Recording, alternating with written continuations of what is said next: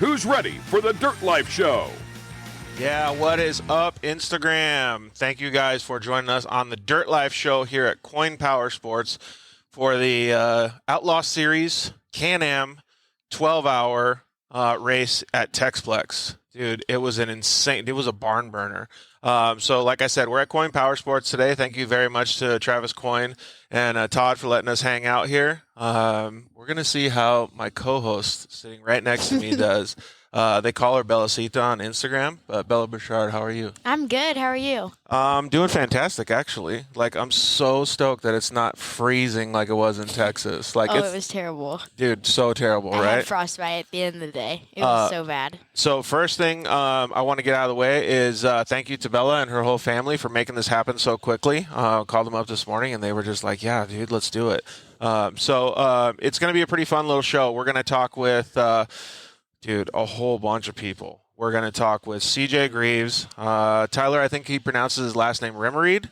Bella's going to be co-host, and she's going to ask all kinds of cool questions. She's done some serious research. We're going to talk with Hunter Miller, the winner of the Texplex 12-hour, with Kyle Cheney, as well as Cody Miller. Corey Willis, man, he had some bad problems with his car. We're going to talk with Brian Atkinson. He's the one that made it all happen over there. We're going to talk with some dude named Cruz Bouchard. You know who that is? No clue. Yeah. So Bella's brother, Cruz Bouchard. We're going to talk with Chase Carr and Travis Salee. They actually came home with the sportsman win, so that was really cool. And then we're going to talk with Cadence Cowan and Shelby Anderson, who helped you race this weekend. Yes, dream team. All right, so let's get some of these bad boys on the line here. Let's get CJ in here and Tyler in here. We'll have a little bit of fun talking about the Texplex 12-hour race presented by Can-Am. Man, dude, it was such a gnarly race. CJ Greaves and Tyler, you pronounce your last name Remereed? Yes, sir. Right on. Well, welcome, boys. How we doing? We're doing pretty good. We're over here at Coin Power Sports, and I got co-host extraordinaire Bella Bouchard right next to me. She also raced with you guys at the 12-hour race. So all you guys logged laps, and I just sat there and talked about it, man. Here, give me 1 second. I can grab some earbuds. Okay, cool. All right, Tyler. So we're going to start by asking you a few questions here, buddy. You haven't been racing UTVs for that long, have you? No, just about 6 months now. Dude, that's so crazy for me to even think about that. Did you like play ride UTVs and stuff before this? Yeah, growing up, we had side-by-sides and just like four-wheelers, to out for the weekend and have fun. And then we started racing. So you know a little bit about the dirt? Just a little bit. Right on. How did you get hooked up with CJ? So we met at one of the Cranion races in the for the champ season, and we were out one night. We met up with some other people. We started talking, and then we kind of just got along right from there. And I knew going into the 12-hour that I didn't have like a strong partner, so I'm like, "Hey, man, would you be interested in driving with me?" And he's like, "Hell yeah!" Nice, dude. Way to get the like level of strong like elevated, dude. That's pretty rad. Yeah, I mean, it was. At first, I mean, I talked to my dad, and I'm like, well, here's this guy who's just a professional, and we thought he would say no at first, and then he was just like, surprisingly, he's like, oh, yeah, for sure. Dude, that's so rad. Bella, what would you do if you're like, I need a partner, and you just call up CJ, and he's like, yeah, no problem. Oh, I would do that. How did your guys' driver changes work? Did you guys like have like a certain setup or anything? Very good question, CJ. Bella. CJ, can you hear us? CJ, you there? Yeah, I got you, guys. Yeah, I got you. So it's a funny story. We actually practiced a couple times. I did the Iceman 500 last year, and my cousin and I did it, and we had a driver change there as well. So we practiced a couple times on different ways to do it, and Tyler and I going into it the night before, we messed around with it for probably like 20 minutes, and we ended up zip tying some of the seat belts together, so we had less belts to all hook up. So it made it a lot easier. And Kyle Cheney can probably say this too. He was with me. We did a 24-hour race in a BMW in mid-Ohio with a couple of our buddies. And the way they taught us to switch drivers was the guy getting out strapped the guy getting in. So you just got in and you put your hands up, and the guy getting out buckled you in. And That's what Tyler and I worked on a couple times, and we found a couple different techniques to get it to work. We obviously didn't have a door, but we made it work, man. We were able to fuel and change drivers in just under a minute. So Dang. Oh, that's rad. That's Yeah. super quick. Do you remember how quick your pit stops were? Ours were about 50 seconds. Whoa, overall. look at Dream Team over here. Yeah. Yeah, Dude. that's rad. That's super cool. Did you guys fuel like what he said they did too, or no? Yeah, we did fuel stops and driver change too. We had another person on the outside, Dylan Lundberg, and he would pull the seatbelts over us and get everything strapped in. But yeah, you guys said pretty similar setup like us. So. That's cool. Hey, CJ, I don't know if you saw anything, but are you talking, CJ? Because I can't hear you, or we can't hear you. can you hear me? There you go. Okay. So I don't know if you saw any of the videos, but like they did a driver change between, I think it was you and Shelby, and then whoever was the guy that was over there like trying to strap him in just like reaches in the cab and yanks her out over her shoulder and just like walks away and drops her on the ground. Yeah. I didn't see that video. I'll have to check it out. Yeah. Dude, I don't know if we'd have to have a pretty big dude to do that for you guys though. Not having a door definitely made it a little bit more difficult as well. Yeah, exactly. Yeah, So but we around it too. Like we had, so one guy, the guy that was getting in the car would have we had a stool outside, so he'd pull in and the stool would drop. And so by that time you're already getting out of the car and the next guy's going in. So we found every way to make it faster for sure. that's cool. All of the short people problems. You need a little stool. So aside from being like, I don't know, trying to do well in the pits and like fueling and stuff quickly, what were some of the things that you guys talked about as far as race strategy goes on the track? Because CJ, when you guys started, you came out firing. You were leading for what, the first 4 laps? Yeah, we led the first 4 laps, and Tyler had an awesome pick with the poker chips right from the get-go. And originally he was going to start the race and ended up drawing a 7, and you could only draw a 6. The top 1 through 5 were you had to buy. So to be able to draw a 7, he was like, all right, man, you just start. And I'm like, all right, I'm down with that. And the goal was just to get out front, man. It was to get out, clean air, get a good start, and just put ourselves in a good position. Obviously, it's a long race, but starting further back, you definitely had to work through a lot of traffic and a lot more mayhem in the beginning. So being able to get out front, we led the first 4 laps, and then just being able to keep the car moving. That was the main goal all day. Yeah. Was don't do anything silly. Don't put yourself in a predicament where we're working on the car or anything like that. And I think Tyler did an awesome job, and I would definitely agree with what he's saying. So to go along with what CJ's saying, because he just broke up there a little bit, Tyler, you guys had like one of the most consistent days that I saw out of anybody out there. You know, there was probably I think 70-something people on the track at once? Starting, yeah. Okay. 70-something. And honestly, I think that they had one of, if not the most consistent day altogether. I know you guys ran into a couple issues, but that consistency paid off, Tyler. Oh yeah, for sure. That's like Steve said, just keep the car running. My mindset for my first drive and my second drive was definitely different. But that first drive going out there, I knew that CJ was going to push the pace, so I wanted to preserve the car, but also be fast. So I just picked a pace that I knew that wasn't dangerous, and I could just keep having fun and keep the car in good shape. But then that second half, we definitely put the pedal down for sure. Yeah, it looked like the lap times, like even some of your guys' fastest lap times were towards the end. Yeah, absolutely. Yeah. I mean, we had the pressure on all day, and we were slinking around with a couple different guys. Corey Willis was up in there for a while before his mishaps happened. Hey, he's going to come on and talk about him. He's going to come on and talk about him. I actually go ahead. I was right behind Corey Willis when his car got on fire. Dude, it was so crazy. Like I posted an Instagram story today, and the song I used was coming in hot. I'm pretty sure Tyler was chasing him while he was on fire. Really? We just did a driver's swap. I was just right when we came into the short course area. I came up over like the little lip before the big tabletop jump, and I looked over, and there was like a 2-foot flame in his front right wheel well. And by the time that I like came back around on that little like 180, and before the big long straight, it went from like a little 2-foot flame to like car fully engulfed. And luckily he had someone there that I was running towards him. Yeah, so I can explain the whole situation, but yeah, Braden Baker says, good job, guys. Yeah, Corey's right there, coming in hot. So, have you ever been in a situation like that, Bella? I never really caught flames, but in Idaho, yeah, we had a little incident where I had to go and throw mud on the car trying to get it to go out. And Tyler, have you? I know CJ has a little experience, but have you ever had fire, Tyler? No. I mean, pretty fresh to the sport. Obviously, like you said, we've only been racing for the last 6 months, and the first fire I got to watch was actually Kyle Cheney at the champ race, and I think it was Dirt City.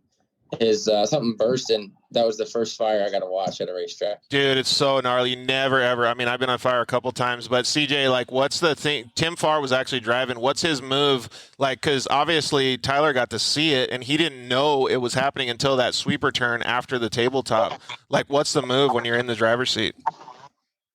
Oh man, obviously, the minute you don't want to panic. That's the biggest thing. I think a lot of people panic and just try to get out as fast as they can. And you definitely want to get out as fast as you can. But the first things first is getting your seat unbuckled. A lot of people worry about trying to get out and are pulling all their stuff off their helmet and everything else. And they forget about their seatbelt. And that's the first thing. Obviously, it's getting warm in there, and you don't want to get burnt or anything like that. And with the safety gear on, it's getting pretty well these days. But just staying calm. You got to stay calm. Make sure that you can get your belts off. Make sure you can get your window net down so you can get out of that thing. Dude, yeah, I agree 100%. Could you keep calm in a situation like that, or do you get nervous? I get nervous, but I don't. I don't know. I don't really. You don't wig out? No. Yeah. Yeah, smooth is fast. If you're slow, not slow, but if you're knowing what you're doing, taking off your seatbelts and turning the car off, especially, you have to. Yeah, exactly. So I was just going to give kudos. We'll move on to the next subject, but kudos to everybody for making sure that Tim Farr, when he got out of the car, he was safe. And he's obviously a very experienced driver, so he stayed calm in the vehicle. But it was pretty intense moments, and like all of us in the broadcast booth were running down there and videotaping and making sure they were okay too. All right, so what was some of the little things, aside from the big thing that happened, what were some of the little things that happened during your race that you guys were proud of? At the end, I mean, it was, I know coming down to the last stint, Tyler wanted to run like an hour and a half and was worried about the times and what was getting close before he got back in the car and at the end. And ultimately he may have not have known it, but I knew getting out that I wasn't going to get back in. I mean, even when he's only been in it for 6 months, I wanted to see him take it across the line, win, lose, draw, wrap it. It's his team. It's his car. He put in the heart and soul. I was just there to look good and do my part on the track. So hats off to him and his whole team, man, for being a team that's only ran for 6 months and to be able to come out and have flawless pit stops all day long and have a car that really had very minimal issues all day was pretty flawless. And then probably one of the most fun things for me was just watching the two Millers catch me. I mean, it was like slowly but surely. I thought for sure on the third lap I was planning to move over for him.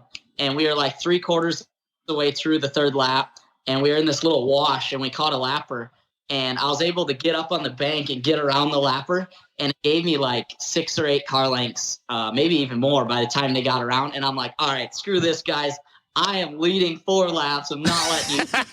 I am using this lapper as a pick, and I could just imagine what they were thinking the whole way. Like as we were bombing along the creek, just hopping along in this little RS1, I see both of them bumper to bumper, just trailing along with me. I'm like, the whole time I was just picturing like what Cody or Hunter was thinking while it was going on. But it was a lot of fun. Ultimately, I think Tyler had a good time, and the team as well all had fun.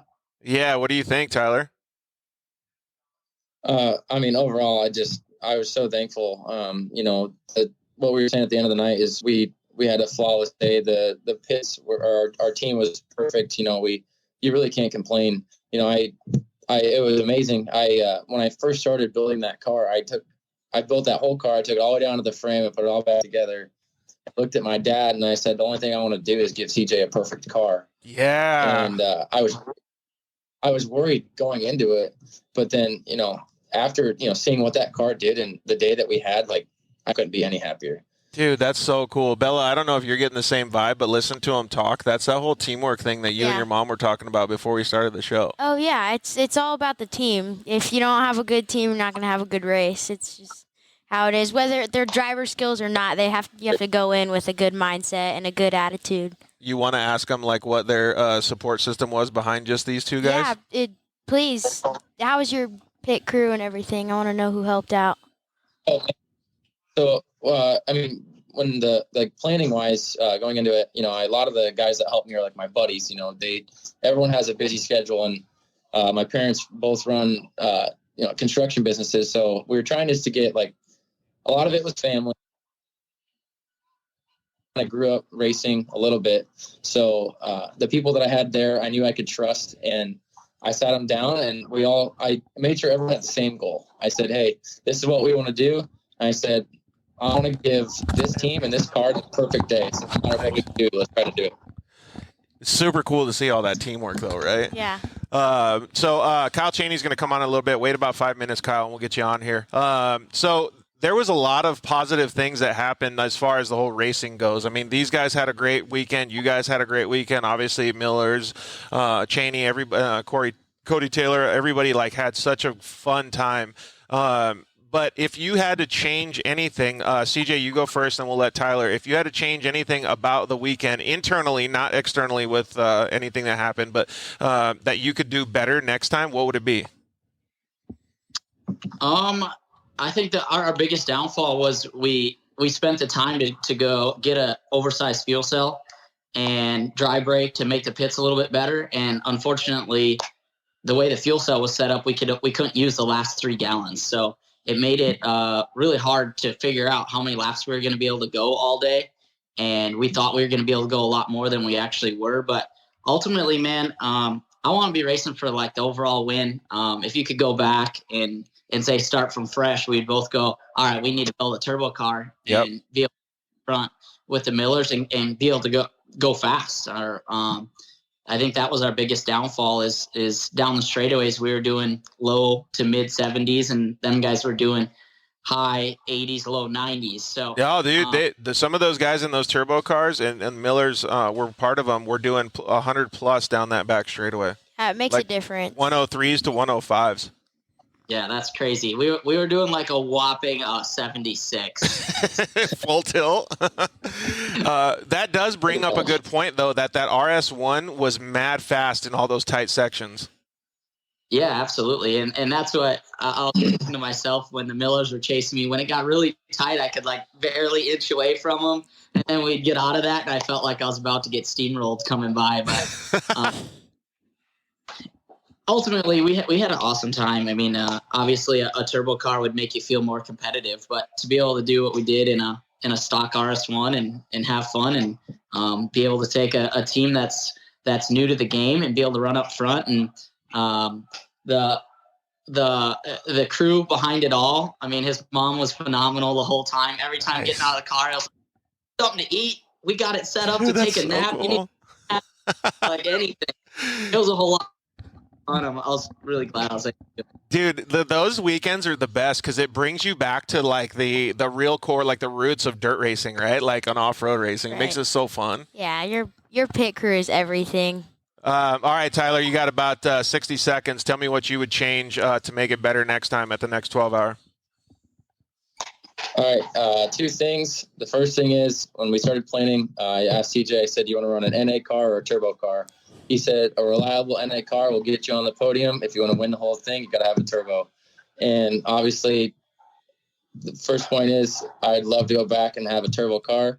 The second point is drive harder. Oh, nice, dude. Putting it back on himself. I like that. Yeah. Well, both of those things, I can't tell you how much it means to me. I know driving home, we always do race recaps. We always want to know what we want to do better. If you weren't a good racer, you wouldn't know what you're going to change for next year. So I'm stoked to see what happens next year for you guys. Hang on. And the last thing we would change is putting more water in the toter. Oh, did you guys have a toter issue? Yeah, we ran out of water like the first night, so we all had to take water bottle showers. And then props to Oh, that's the worst. His toter, so. Cheney bummed us to the shower in his RV after the 12 hours. I'm like, all right, man, you showered at my house all year. You gotta be able to follow me. Oh, dude, that's crucial. At least you got good homies at the track. Absolutely. All right, boys. Hey, thank you guys very much. You guys did a fantastic job, man. To see you guys, like you said, with the RS1 out there, normally aspirated, just killing it. You guys did a fantastic job. So kudos to both of you. Yeah, good job. Yeah, thank you. Thanks for having us out here, and congrats to everybody else too, man. You're gonna have an awesome show tonight. Yeah, thanks, bud. We'll see you guys later. Thank you. Dude, it's so cool to see. We'll bring Kyle Cheney on here, but don't you think it's so rad? Because, like, you get the same family vibe, right? Yeah, it is. Especially from professional racers. Like, you know that they love the family vibe. Kyle Cheney, what's up, buddy? Hey, what's going on? Hey, so obviously you know me. I'm Georgie Hamill. This is my friend Bella Bouchard. Hi. She also raced. Hi. She also raced the Texplex 12-hour race with Shelby Anderson and Cadence Cowan. So she's kind of like my track girl. She's got all the information, color commentating over here. Oh, so she knows the track, huh? She's the one out there racing. Yeah, Yes. well, and plus she's faster than me because I don't even race right now, so she can smoke me. Well, if a yellow car hit her, it probably wasn't me. It was either Cody Taylor, Cody Miller, or Hunter Miller. It wasn't Kyle Cheney. Yeah, definitely wasn't me. I didn't touch anybody the whole race. Oh, look at who we got here. Oh, it's a better looking Hunter Miller. Yeah, totally. Look, that's such an awesome picture. I'll hit somebody. Oh, that's hilarious. Welcome, Hunter Miller, to the show and company. Yeah, there's plenty more. Don't worry. Does she say, is it a guy or a girl? They're both boys. Oh, okay, cool. All right, boys. So I don't know, Hunter, if you got the introduction, but this is Bella Bouchard. I don't know if you've met her before. I have. How you doing, Bella? Yes. Good. I'm good. How are you? Yeah. That's good. I'm good. All right, so we're gonna kind of go along with the theme that started with Bella and obviously with CJ and Tyler.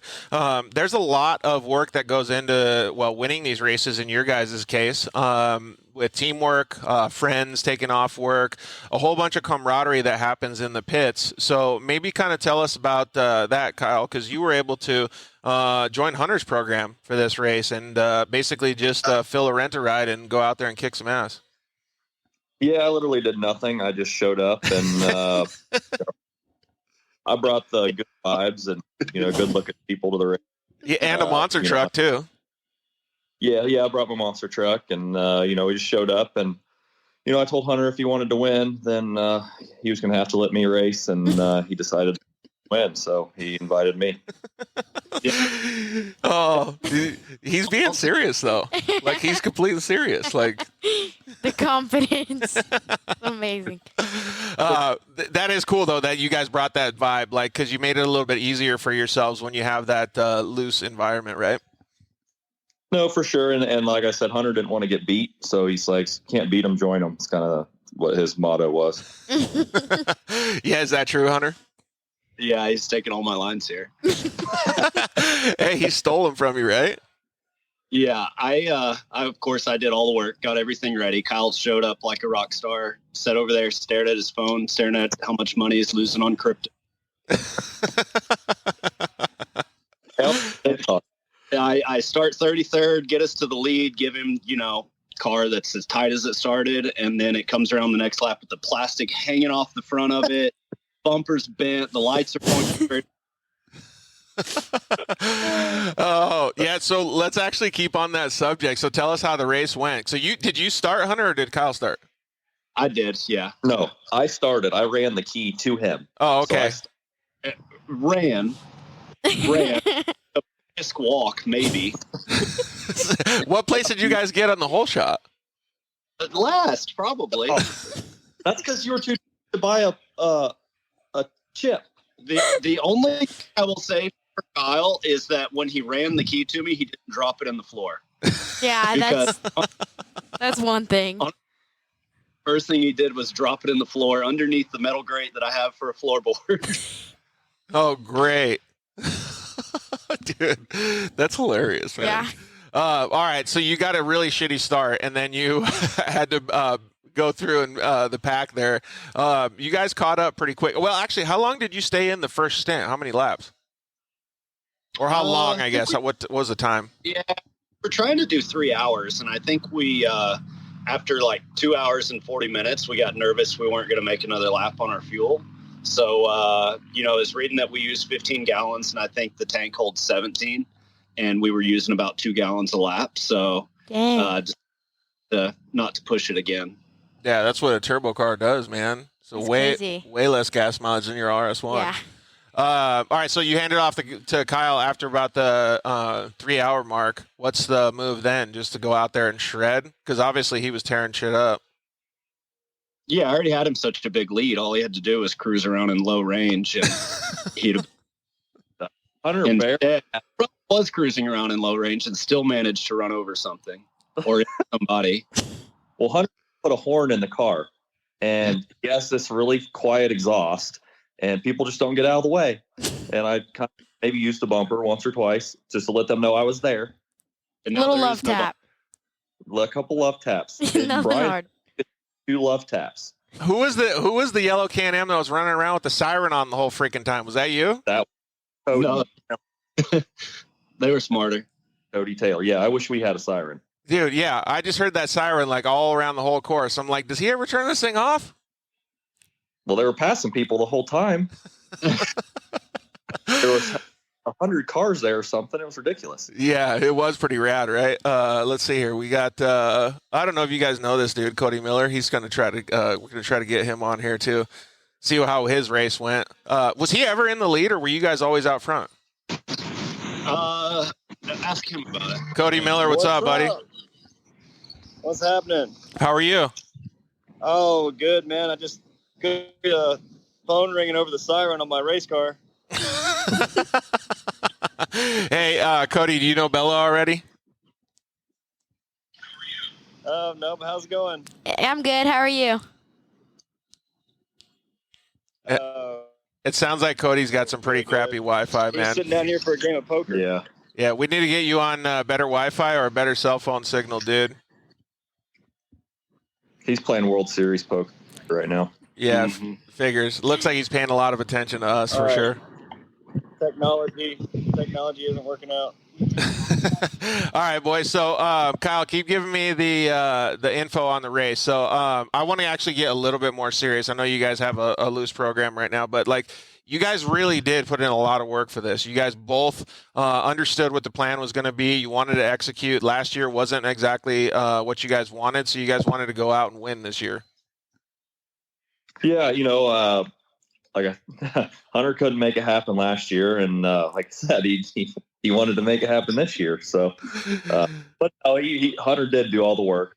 You know, he prepped the whole car, did everything. You know, I brought my little orange marker down, and he marked the bolts, and that's about as much effort as I put in the car. But you know, when it's your car, you know, I don't like working on other people's cars because I have like a way I work on my car, and you know, I don't like.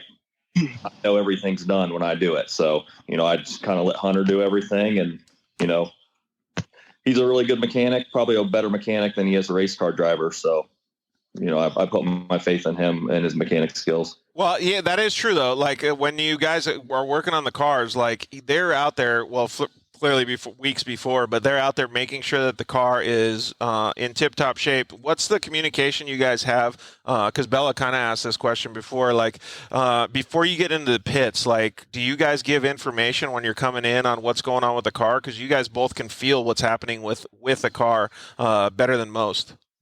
We would have liked to, but our radios weren't working. So we were given hand signals by how much fuel we've used.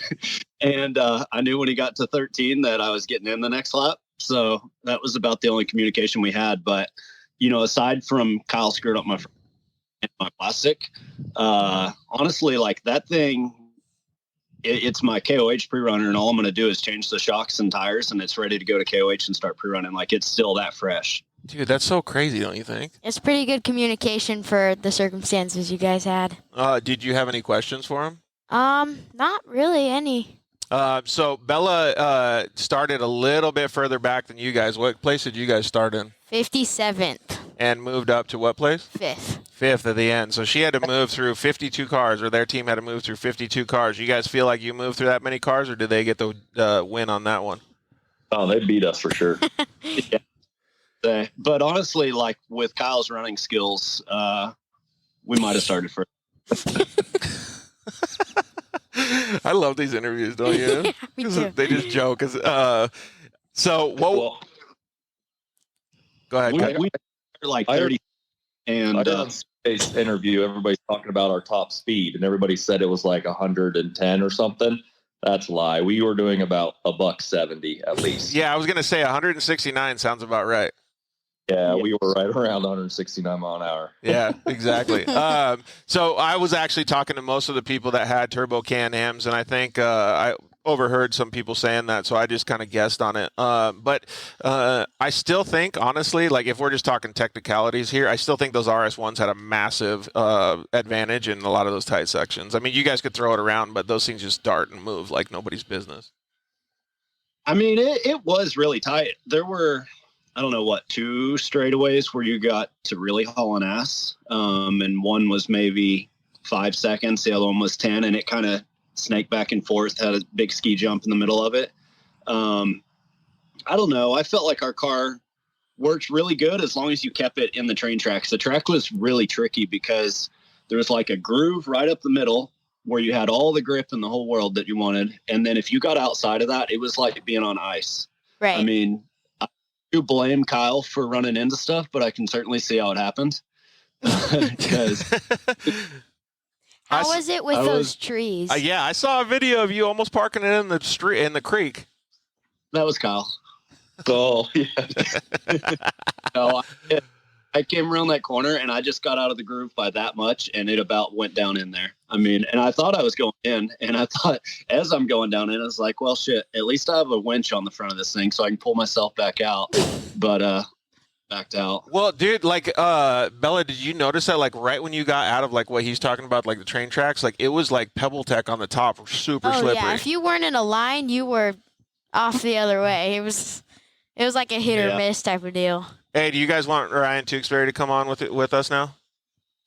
Yeah, hell yeah. Sure, bring 'em. All right, join us, buddy. So how was it like you asked the other guys like what your pitch strategy was and how fast they went through the pitch? You want to ask the guys the same kind of question? Yeah, so how are your guys' pit times? I went through the pits at 28 mile an hour. Yeah. She's talking about when you stopped in the pits, but thank you for letting everybody know. Yeah. No, I have no idea how long it took us to pit. I mean, we fueled really quick. We're both kind of old, so it takes us a minute to get in and out of the drive and find all this hooked in. But luckily, I had Kyle there to buckle my seatbelts every time. But man, I'd say we were pitting in, I don't know, a minute or so. Yeah. 45 seconds. Ooh, Yeah, see, they were on the same time schedule as you. Mm-hmm. About 50 seconds for us. That includes fuel and driver change. Yeah, it only took maybe 20 to fuel. We had a big dry break, and we don't use, like I said, we only hold like 15 gallons. So that dumped pretty quick. But especially when Kyle was getting out, he was pretty tired and sore every time. Well, it's because Arthritis. Apparently, I'm more proud than you, and your crotch strap, you have it a little too tight. I hate that too. You're like, oh, I only want to run 4 this time. I'm not running the 5th harness. Right. Be protected. Oh my gosh. All right, we're gonna skip over that. How many tees deep are you in right now, Kyle? Oh, this is my first one. Oh, okay. So he's just barely cracking the surface right now. I bet you if you were over there playing poker with those guys, they're at least 69 deep. I didn't get invited. All right, so let's see here. We only got about 5 more minutes left. On a serious note, like the race went really good. Like I was actually super surprised at how everybody managed it. Not how the race was like structured, but like how every single team managed it. And Bella kind of brought it up at the beginning of the show. everybody worked together so awesome. Like, to do all of that and win the race, you got to have some serious skills. So you guys did a fantastic job. But if you guys had to pick one favorite part of the race outside of winning, what would it be? Hunter has his favorite part is every part of the track. When he did the parade lap, he's like, "Oh, this was my favorite part last year." My favorite part. Oh no, this is my favorite part. Everything's Hunter. You love every part of it. Yeah, well, that means you love racing, right? Yeah. So I got actually a funny story if you guys want to go and Tarantino this. When we did the poker run, I got to take out the tow truck, the Can-Am with the big old back part of it with the straps and everything. And, dude. Cody built it. Yeah, perfect. There you go. So it was solid. Like, we had a race prepped mobile. Like, we were doing good. We had 3 film crew in the back and 2 guys with 0 seatbelts on in the front.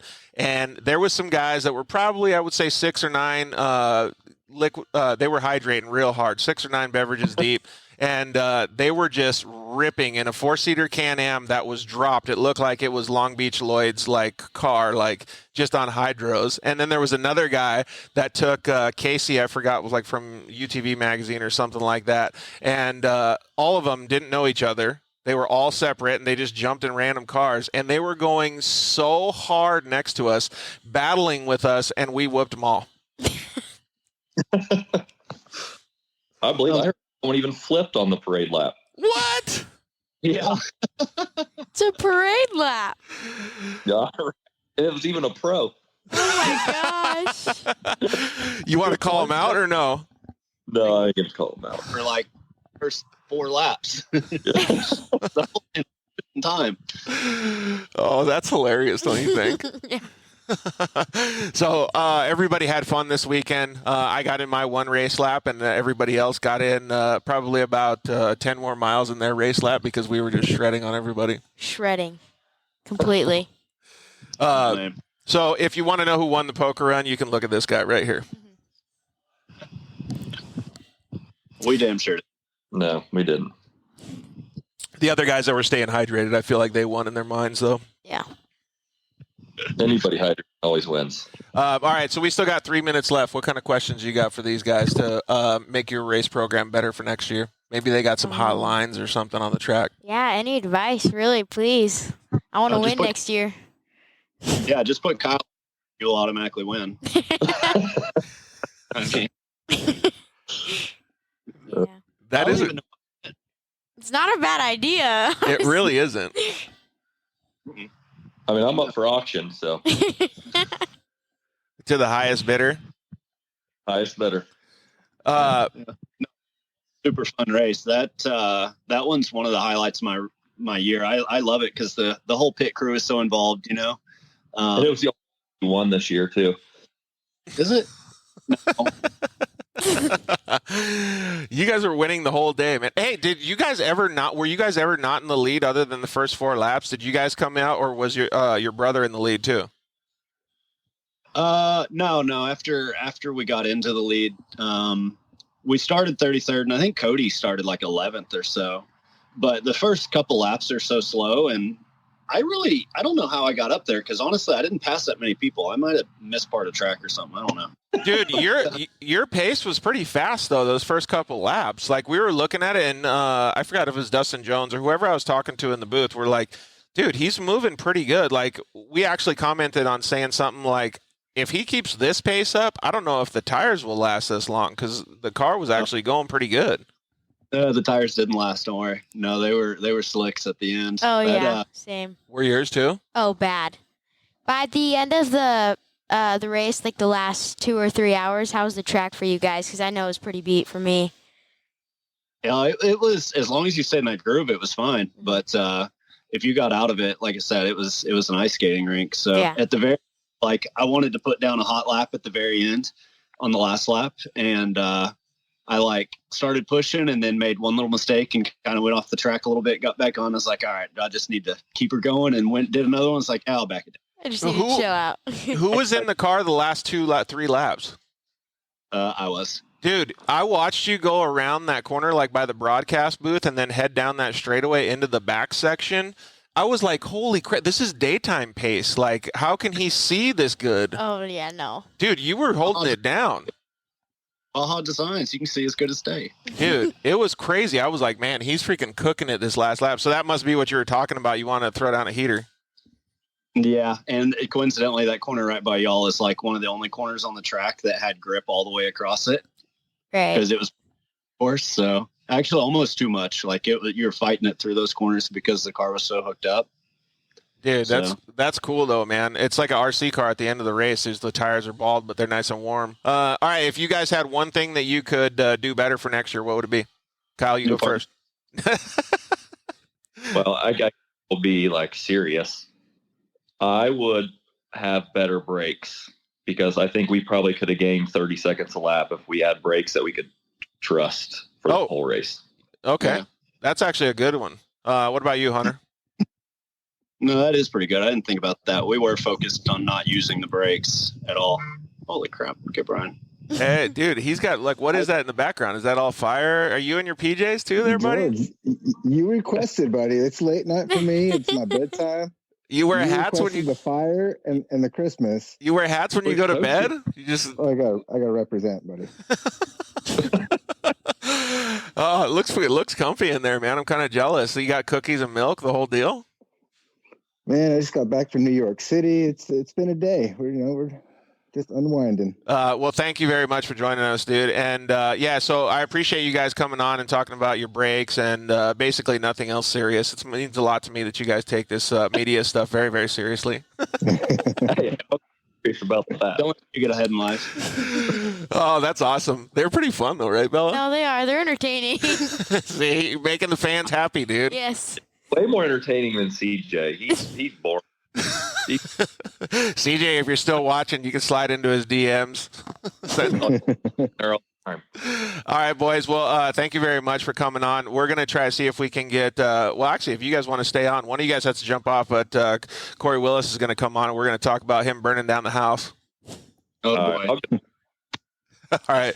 Well, whoever wants to jump off, we'll see you guys later. Thanks for joining us, Brian, though. We really appreciate it. Thank you, Kyle. Thank you, Hunter. Thank you. Yeah. All right, Brian. So it looks nice and comfy where you're at. It's pretty rad to see that you got a nice, comfy spot, but we got a better spot. We're over here at Coin Power Sports in Banning, California. What's up, Bella? Hi. And we're with Bella Burchard, and her and her brother Cruz get to come here this coming Saturday, and they're going to do an autograph signing with some famous dudes. I don't know, like Twitch and a couple other guys, right? Yep. Dude, look at you. Should be something. Balling on the She's UTVs. excited about that one. Yeah, I am. Dude, What are you going to do when everybody skips their line and goes straight to you? Oh, yeah. just gonna be like, came to the right place. Yeah, Twitch who, right? But yeah, so they're going to do a whole bunch of fun stuff here at Coin Power Sports here in Banning. There's a couple things that I need to go through real quick before we get Corey on. So they're going to have an open house, and it's this Saturday, right? They're going to have autograph signing with Bella Cruz Burchard, Jeremy Twitch Stenberg from 12 to 1 p.m. Huge discounts on all Answer helmets and goggles. Save on all UTV tire packages. And we know that Texplex race just smoked tires. So if you go into Texplex, you came back, come over here, buy some tires and wheels. I suggest that you buy these types of wheels right here, KMCs. And you can also come check out the, I know you guys are Can-Am guys, but you can come check out the new Polaris Pro R, and they're going to give you guys a whole behind-the-scenes thing. So Coin Power Sports, thank you guys very much for having us over here. All right, let's get the dude that burnt the house down, Corey PPI, on, and talk with him a little bit about his coming in hot. Brian, you might change your background. It's kind of scary looking to him, I bet. Yeah. Corey Willis, what's up, man?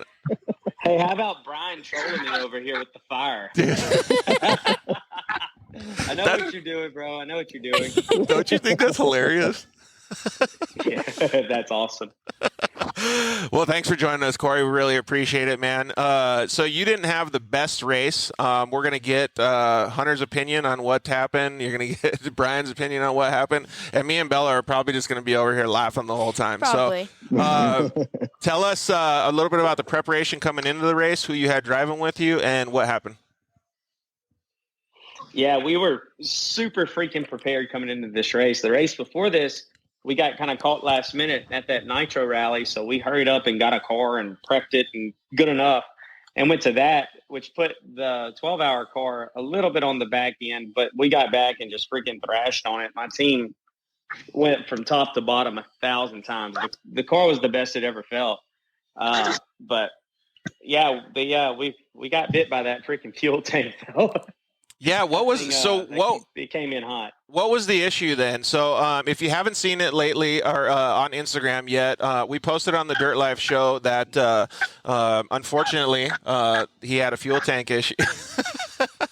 He had a fuel tank issue, and the car had some issues. Tim Farr was driving, and the car just burst into flames. So this is actually a serious subject, though. Whenever you go out racing, you really need to have a safe setup, and these guys did. They produced everything very well before they went to the races, and I'm not lying about this, like Hunter's insinuating, but they had a really safe car. But still, things can happen, and it gets serious, right? Like it really does. Like there's some bad stuff that can happen out there on the track, but you guys did a fantastic job of making sure that the situation didn't escalate.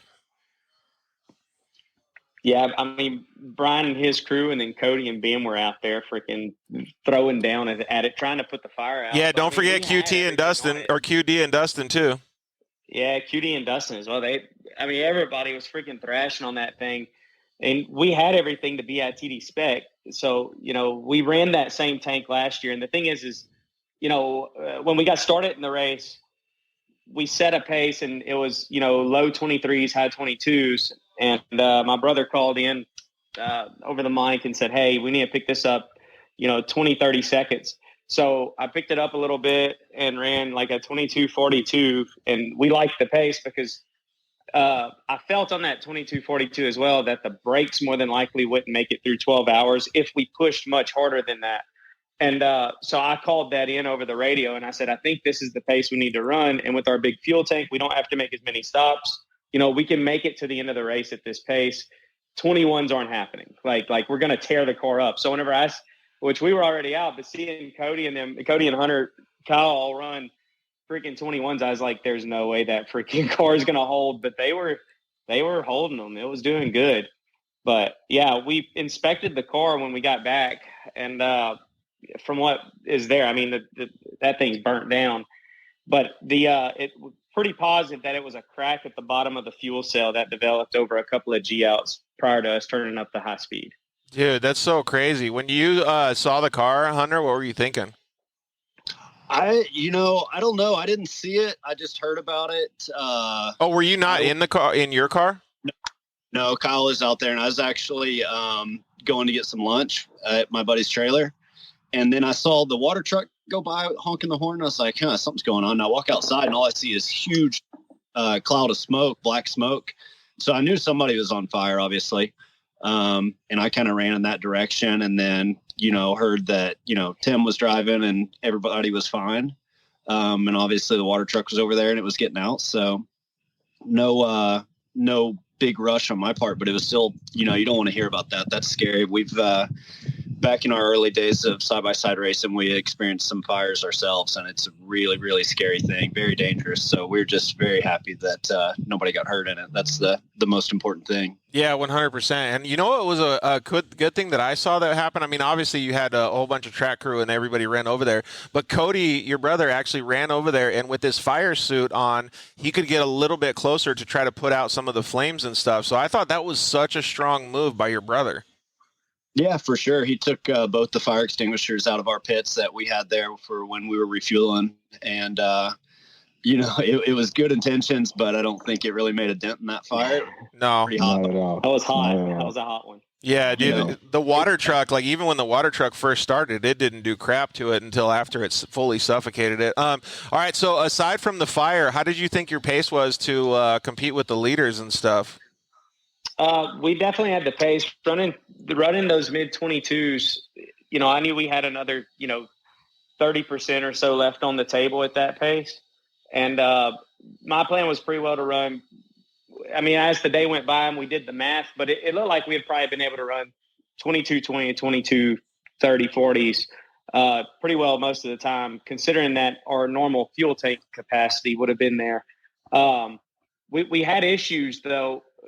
After coming into hour 3, I started noticing that my fuel was dropping a little bit quicker than normal. And we were on roughly a 3.5 hour pace with fuel, and we should have been about 5.5 hours. Whoa. So we were tossing back and forth in the pit as soon as we made the driver change, because we went ahead and made a driver change because I was having to get fuel a little bit quicker than normal. And so, when we got back in the pits, we were discussing why the fuel's so bad. We had done something special in tuning where we were running the car super, super lean. And then whenever we'd get on long straights, then it would take enriching up to keep the turbocharger cool. But we knew we didn't have, mathematically, it shouldn't have burned that much fuel. So when we got back to the pits, we were saying, well, maybe that's what's causing the fuel. And I said, we've got more long straights and we're running 90 something mile an hour. So, maybe it's just faster. Maybe we're just off. But, it's once Tim got in the car, he called in and we had just filled the car up, and the overflow is right past the driver on the cold side. And he said, I've got some fumes I'm smelling. And I said, well, I smelled the fumes right when I got in there, but I think it's just from the overflow, keep your nose on it. And so he took it back. It was probably at the end of that lap. He said, guys, the fumes are super strong. And so he said, okay, well, did the bars drop any? Can you bring it in? And it was a little while till he got back on the mic, and he come back in and he had said, yeah, I'm missing 2 bars. That means he burnt 16 gallons in that one lap. It's not possible. Whoa. No way. So we knew we had a problem. So as soon as we went to address that, someone ran into our pits and said, hey, your car's on fire. And I said, that car doesn't catch on fire. It explodes. Oh, I said, damn. that's not good. So we went out there and looked, and I seen just like the big mushroom cloud of smoke. And I literally just kind of froze because I was like, my car just blew up Tim Farr. Yeah. He's made it all these years doing stupid stuff, and my car killed him. But thankfully, that wasn't the case, and he's freaking did like the pro he is and got out the car quickly. Yeah, it was pretty much the dream situation, I guess you could say, right, Brian? Yeah, I think that it's important to note that this was a freak thing, and that Totally. it wasn't a manufacturer defect or anything like that. It's just one of those things that happened. And once I saw Tim was out of the car and there's no driver, everybody was fine. I just reroute the track and let that thing go. Yeah, that's pretty much all you can wish for, is just that everybody comes out safe. If let's get back on a little joking note, Hunter. If Corey was keeping up with those times, you think he would give you a run for your money? Well, no, because I'd have just put Kyle in.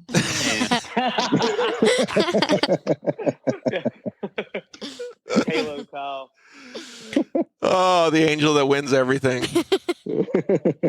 Well, I think it was karma, because before the race, we were all doing these interviews with Courtney, and I was giving Kyle some crap in my interview, and it's like karma came back around and just poof, slugged me right back. I got it good. I'm good for a while, and then I might not do that again. That's so crazy. Well, Corey, I don't know if you know any guys that have any extra Can-Ams that they're probably getting rid of in the next 6 months or so, but I know a few people. They have all yellow Can-Ams. Maybe you could talk to those guys, get a newie. Brian's got some defense. Sure. Thankfully, S3s already have me some new chassis in the works for 22. So, that was a car that we were going to sell after that race, but no go. Yeah, that's definitely a no go. And also not a yellow Can-Am, but I drove a Can-Am to a victory on the poker run called the Tow Truck. That was fantastic. If you're interested in racing that one. Hey. We've got to do something different, so that might work. We probably made her. No, we know what we're going to do next year, and it was just a freak thing that happened. But it makes sense as looking back now. It kind of makes sense as to why it happened. I mean, we had pressure tested the tank and everything prior to the race, but I really think us hitting a few of those G outs really hard for a few hours had just wore that bottom side thin on it. Yeah, even with the way we had it mounted. So there's a lot that goes into these discussions, and we won't talk about it and spend too much time on it. But if anybody wants to know, you can always slide into the Dirt Life's DMs and talk to me about it. But when you mount a fuel tank like that, aluminum against metal, the metal will always, or the steel will always win against the metal. So there's a lot of technical things that go into making sure that your car stays safe. So if anybody has any questions, please feel free to answer. Don't forget about the poor 6-hour winners. Maybe tell us a little bit about the 3-hour winners and the 6-hour winners, Brian, if you remember. Well, I know that Tewksbury won the 6 hour. Oh, no wonder he just commented in. Yeah. Hey, congratulations, 6-hour winner, on your self-proclaimed comment right now, just to make sure we talk about you. Yeah. Bella, do you have any questions for Corey before he goes? Because that's a pretty gnarly situation. Yeah, no, I'm just, honestly, it's crazy for what happened, especially like with everything, how you guys handled it and how your pit crew was there for you. I think that's very important too. The people around you make a really big difference, so it was good to have people making sure that everyone was safe. Yeah, definitely. I mean, that was the hardest part, is because my team, gave 100% on that car. And, it was a big compliment from Tim, where Tim got in the car after I was driving it for 3 hours. And I mean, his first lap, he ran like a 22:52 and said, I can easily knock a minute off of this time. It's like, no, it'll be fine. It'll be fine. But he said, this is the best driving Can-Am that I've ever driven. Yeah. And so that compliment from him was such a compliment to, my brother and our team for really putting together a great car. The car was fast. I felt like we had the setup to be able to, push on the Millers pretty good, but it happens. So You're running in fourth, right? Next year, I think they're running in fourth. Yeah, he had actually moved up quite a bit of positions when the car actually had those issues. Yeah. All right, Hunter, we're gonna let you go because this dude named Tewksbury wants to keep coming on the show, so we're gonna get him on here. All right, guys. We'll see you. Hey, thanks, homie, and congratulations, dude. You guys did awesome. Yeah, congratulations. Later. All right, In the mail. Ryan. So join the stream right now, buddy, and we'll let you guys in. But it is crazy to think about, and that's what Bella was talking about earlier when we were kind of getting the show lined up, and she was like, "Man, it was so cool to see all of these people. Like they even practiced pit stops at the house, right?" Yeah, no, we had a couple people come over, Shelby Anderson and Chase Carr, and we practiced them outside in our front yard. And it was pretty rad to see how much practice did you guys get? About 2 hours. 2 hours into practice. That's a lot of pit practice, dude. Oh. Ryan Tewksbury, what's up, dude? There he is. Hey, boys. How are you doing? Hey, Ryan. Where are you at? You're clearly not in a kitchen. You're clearly not in a comfy spot like Brian. No. I don't have a warm people behind me. That's all those PA people got to be comfortable, man. That's how we roll. But you got the 6 hour and the 12-hour women's winner all on the same screen. That's right. Hey, look at that. What's up? We can't see her because there's a bunch of comments in the way, but how are you guys doing tonight? Great. We appreciate you having on. Real quick, like I wrote in there earlier, without Corey, a whole lot of people at the track wouldn't have had the ability to keep moving on. His guys were incredible. We're literally running to get into everybody's way to help them in a positive way. And I don't think we would have been able to finish with all the craziness that we had going on today if it wasn't for all the PPEI guys. Can you give us a little bit of an explanation to that? Did you guys have some issues and maybe tell us what happened? In the first lap, Jubal, who started off for us, we had like some collision like a lot of people did. People bouncing off each other, broke our front bumpers. They came over, helped us get our lights straightened back off. Then in the next lap, we tore up the rollers on the secondary. Corey, again, his guys came over and brought us an entire secondary, obviously all set up to go, which kept us going, which made us only like 7 or so minutes behind when we were getting worse and worse. Then Manny decided to throw it into a creek by accident. Was that your car? Yeah, and then of course there all of Corey's guys were again, Jacob and the boys, and the famous Speedo runner at the beginning. To be honest with you, I don't know his name, but came over and was helping us track the fuel tank back down that got ripped off, when we hit the bank on the other side of the creek. So without a doubt, I mean, we certainly wouldn't have placed in the same place we did in the 12-hour portion without them. So it's just amazing where they could have put their head down and pouted after watching their car go up in an inferno. And instead, they were out there trying to help everybody. It was amazing. Well, Chris PPEI, he's got jokes too. We were on fire this weekend. I mean, everybody's got jokes. I still think Brian wins for the joke. I mean, having a literal fire right behind him. Yeah, he knew immediately. That's good. But that is cool because that's exactly what Bella was talking about at the beginning of the show, that the off-road community, the camaraderie, the helpfulness, the teamwork makes the dream work thing, all of those things come into play, especially when you have a 12-hour race like Brian set up for all you guys. Like, it worked out so well for so many people because other people were willing to lend them a hand.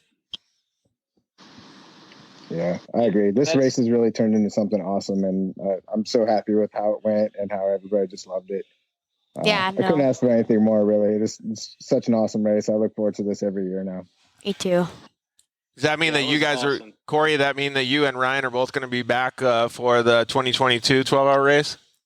Oh, yeah, and me and Tim already discussed it. So we're going to be back for it, and we'll have a setup that's not going to do that again. I wish you guys better luck next year. Yeah, that's not going to have quite the same amount. We definitely will. So we're going to go to the same tank like Hunter, and then we're running with the I think a 17 or 18 gallon Sea-Doo style tank. It's plastic, so it's got some give to it.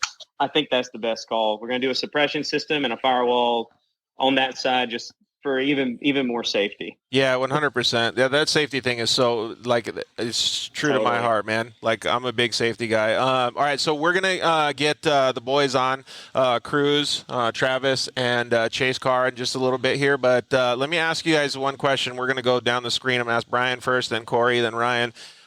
Give me one thing that you guys want to change for next year to make it better for you guys.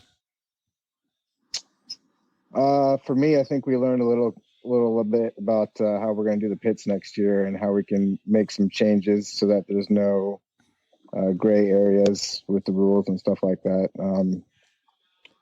But I really was thinking about that on the way home, and I think that's the major thing. I think that everything else went so good. I'm so proud of my crew. Shout out to you, George. You did an awesome job in the live stream booth. Thanks to Can-Am for making it happen. And also kudos to you, George, for staying the extra day and helping me clean up track. Not everybody would do that, but that was awesome. We flew through that and got that done so fast. Yeah, we did. That was pretty cool. Yeah, that was fun. All right. Well, what about you, Corey? What are you changing, buddy? Well, and don't give us the flame answer. Give us something that's a little bit different. Yeah. Truthfully, I felt like we had one of the fastest, if not the fastest, cars on the track. I mean, it was just spot on. I'll probably do most everything similar. Might change the tire setup just a tad, but I mean, it felt good once I got a little heat in the tires. I'm going to run pretty similar to what I did last year with the exception of a different fuel tank, and we may turn the power down a little bit more on the car as well. But one thing I think worth noting for anybody watching, how important it is to drill getting out of the car. We drilled that at the shop. I'm not the fastest to get out of the car. Tim put on a clinic with it, but anybody that's racing, it's worth when you get in the car the day before, just taking your gear and getting off and getting out of the car and just making muscle memory out of it, because our cars was as safe as it could possibly get, and it happened to us. It can happen to anybody. So whenever it comes time for muscle memory to kick in, I think it's just really smart for anybody racing or new into it to practice getting out of the car quickly for that scenario. Yeah, I agree with that 100%. Well, and best case scenario is an experienced guy like Tim was in the car, right? Because he did everything. Yeah. He stayed calm. He bailed out. He knew everything that was going on around him. So he was really good with his surroundings. I don't know if we just talked about this with you guys, but Bella was saying that they actually practiced at their house the pit stops, getting in and out of the vehicle for a few hours before the race. Like, I think that is one of the best things that I've heard in a long time for teams. Yeah, and not just even for speed, for pit stops and stuff, but mostly for safety. Like, having everyone, like, making sure that everyone knew what to do just in case something were to ever happen is definitely something that's super Did you have important. call signs with the pits and stuff? Like, hey, I'm getting out of the car. Like, this is happening? Yes, like even when we were going down that straight during pits, I was going 15, 14 miles an hour. I was letting them know, hey, it's driver change. I'm getting out. Check the back end. Make sure everything's good. Like, communication is definitely key in a race like this. All right, Ryan. Then give me one thing that you're going to change to make a more positive race next year. You know, we ran an NA Can-Am, obviously a few years old, that Jubal provided us, and we were just getting eaten alive on the straightaways from the turbo guys. But we wanted to go 4 hours straight, so I think it would be better to go back to a turbo car next year and then do more stops so that we're more fresh. Manny and I were actually talking about it today, so that's kind of the strategy for next year. Go back to a turbo. Yeah, all those are really, really good. All right, well, we're going to get the boys on here that actually came away with the sportsman class win. So thank you guys very much for joining us. Brian, you did a fantastic job this year. Corey, I really appreciate your mentality and helping all the other drivers after your race ended. And Ryan, congratulations on doing well as well. Thanks, guys. Cool. Thanks, George. Yeah. Thanks, George. Good job, man. Yeah, thank you guys. We'll see you guys later. All right, so now we get to have, again, like, I don't know if you know this dude. His name's Cruz. Cruz? Yeah, they call him Chef Cruz, or what's his nickname again? Cruzy Foods. What's the? I think it's Cruzy Foods. Cruzy Foods, right? Cruzy Foods? Yeah, Cruzy okay. Foods. So Cruz Broussard is going to join us. Travis Lee is going to join us, and Chase Carr is going to join us right now. We're going to talk a little bit about how their race went as well, because those guys. Do you know what place those guys started in? Was it pretty far back? I think it was 19th. Oh crap! They had a Cruz really up too. good chip. Chase Carr, what's up? What's up? How you doing? Good, man. I like your hat. That's a cool hat. Thank you. All right. So let's see if we can get your buddies on here too. Travis Lee is going to join us. All my brothers. Yeah. Why is Cruz so late, dude? Where'd he at? Oh, he's probably playing Fortnite. Oh, is that what he's about? Fortnite? Travis Lee, what's up, buddy? How are you? What's up, George? And let's get Cruz on here, and then we'll all talk a little bit about your guys' weekend. First of all, I would want to say congratulations to all you. Yes. Cruz Broussard, what's up, buddy? Thank you. Hello. Were you playing Fortnite? Yeah, I was. Yeah, you knew it, dude. You know your brother's super good, huh? I was hoping that you were going to say, like, he's cooking these, like, new rad soup recipes or something. Oh, he should be. Oh, crap. We lost him. Yeah. Just dipped out. Fortnite's calling, dude. Let's try to get him back on here. And then we can start talking about it. Yeah, exactly. Travis, I like your shirt, dude. Thank you. Big fan. Sorry, guys. George. There we go. George, I live down here in Carlsbad now. We got to get tacos sometimes in Sneedus. Dude, I'm in. I got so many meetings this week that maybe we could try to do it next week, like Christmas tacos or something. All right. Yeah, let's do it. All right. So, Cruz, get your life together and hang out with us on this interview, okay, buddy? Yep. Okay, so all of you guys, we're going to talk about a little bit what Bella has this theme going on tonight about camaraderie and stuff. But all of you guys did super good. You came away with the sportsman class victory at the Texas, what is it called? The Can-Am 12-hour race at Texplex. Man, it was like a hard-fought battle all day. Where did you guys start on the grid? Like what position? We also ended up 5th overall. Oh, 5th overall out of everybody? Yeah. Dude, that's so impressive. Yeah. Oh, okay. I was Yeah, lost so right now. we were all fighting before the the gate draw or whatever you call it, the gate pick.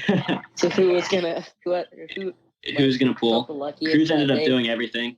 Yeah, Talking, and- pulling. Yeah, That's all Cruz felt the cool. luckiest, so we had him pull. We ended up pulling 19th, so it wasn't Yeah. too bad. But Well, it number worked out. 19 is the best number. That's my race number, so we're good with that. I'm completely It's fine a with lucky that. number. Yeah, exactly. All right, Cruz. So you pull the number 19, and are you like, oh crap? No, we were pretty confident, honestly. We came in, practiced our pit stops, and just went to bed and confidently. Dude, that's pretty cool, man. So, what's the move there? Because you give us a little bit more detail. Like, you come in, you got 19th. You come in and you say, all right, we're gonna go practice. We're gonna get everything ready to go for tomorrow's race. What do you practice? Like, what are you working on with the team? This Getting in and out of the car, definitely. Well, let's yeah, the night before the Let's let Cruz go The night first, and before then the we'll go race, Chase, yeah. and then we'll go Travis. So, Cruz, you go first, all right, buddy? So we were doing the same thing as Bella said. We were getting in the car, getting situated, getting comfy, pulling up, doing the gas, everything, pit stops, getting out of the car for safety, Yvette with the stop sign, just everybody. Dude, that's a big team effort, right? Yeah, everyone was pretty involved. It was amazing. So what's the move there, Chase? Because you have a little bit more experience than Cruz. Like, what are you guys? What are you telling the guys to do? Like with your expertise or your understanding of what to do? So the night before, Shelby had us all get all dressed up in our suit, and we were practicing our pit stops and everything.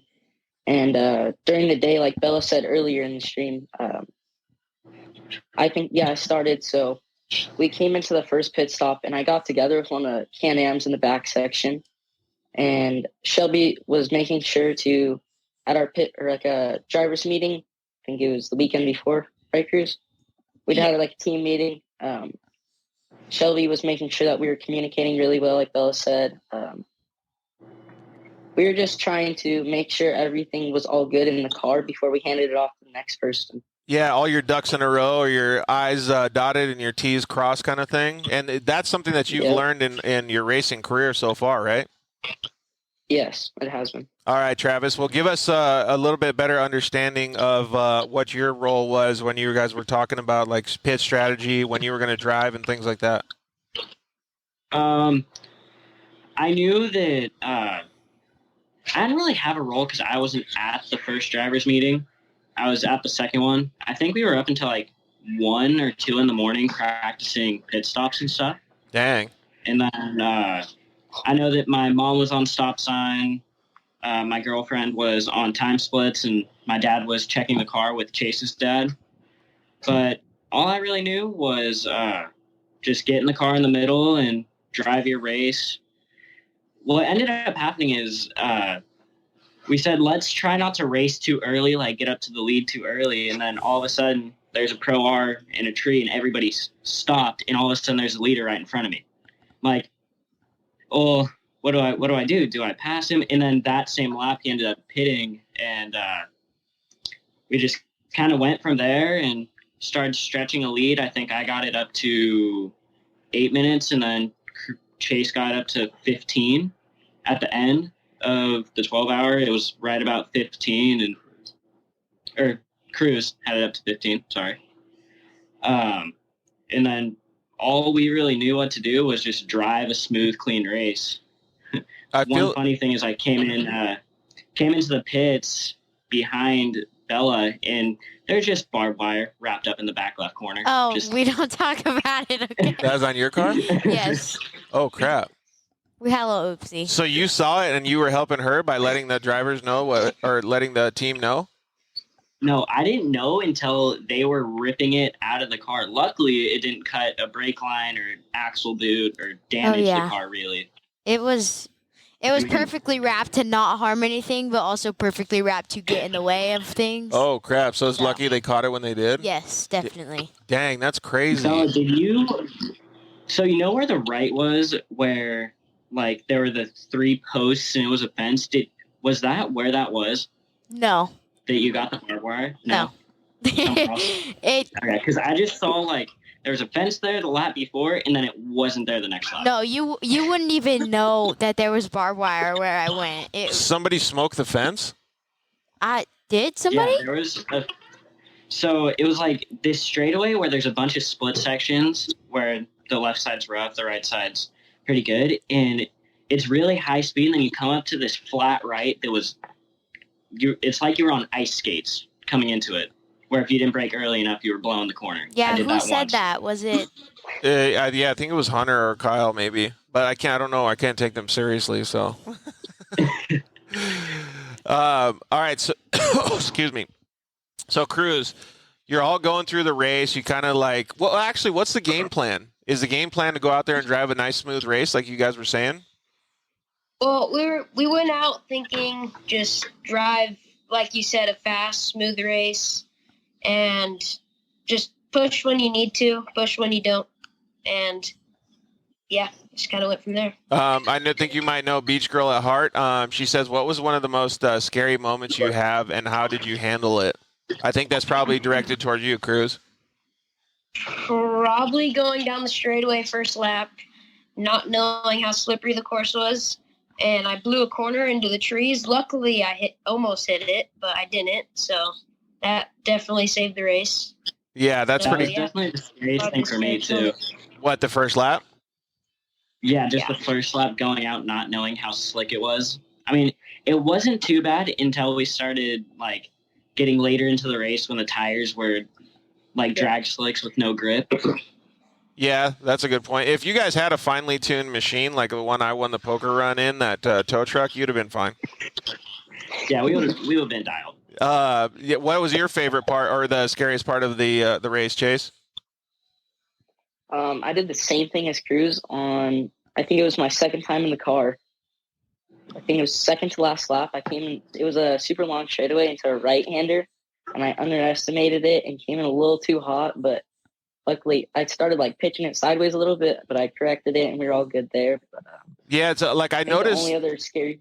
I noticed that and I think it was your dad or your mom, Car One Fabrication, as said, the boys were running some fast laps, mid 22s to 23s, which is why you guys ended up 5th place in the 12-hour race as well, because those are some pretty fast lap times. But to go back on what you're saying, Chase, is like I noticed that a lot of guys when they were out there, the way that the track was set up, it was sketchy, right? There was some spots where you could really get into trouble. Like you could end up in a ditch in the creek, or you could blow out a turn, or you could get caught in barbed wire or whatever. But for the most part, with all of those people on track, there was a lot of cushions that you could do. Like if you made a mistake going down a straightaway, you could save it and still manage to get back on course. Like if you made a mistake, you could whip back onto the course or dodge trees and then turn around and get back on. So it was a good course.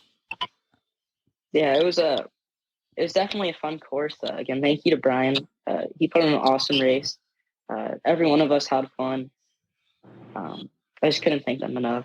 Jess and Andy, they helped me out so much, and having me on this team was an honor. Yeah, let's talk about that a little bit, because that is pretty cool that you guys got to do this. So what car did you guys race, Travis?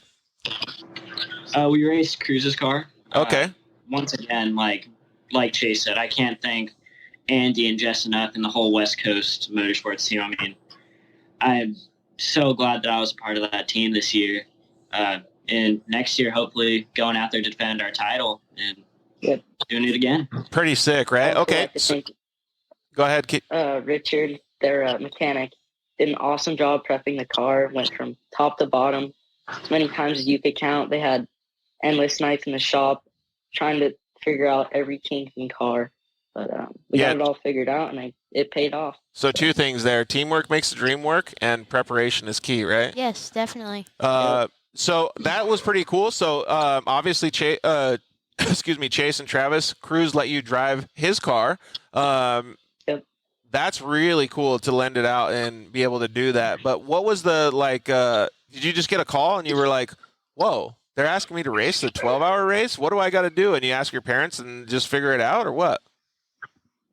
We kind of had like a game plan going around the end of no, I think it was a couple rounds before. Yeah, we had a game plan going, but the kids didn't really know. I think it was more the parents trying to figure out like what teams they were going to do, because I got invited to go for a couple of teams, but I wanted to do or like race with people I was most closest to, so I was more comfortable. Did it make a difference, like being on a team with people that you trust and your best friends?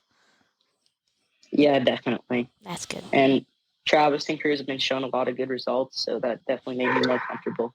What do you think about the same question that Bella just asked, Travis?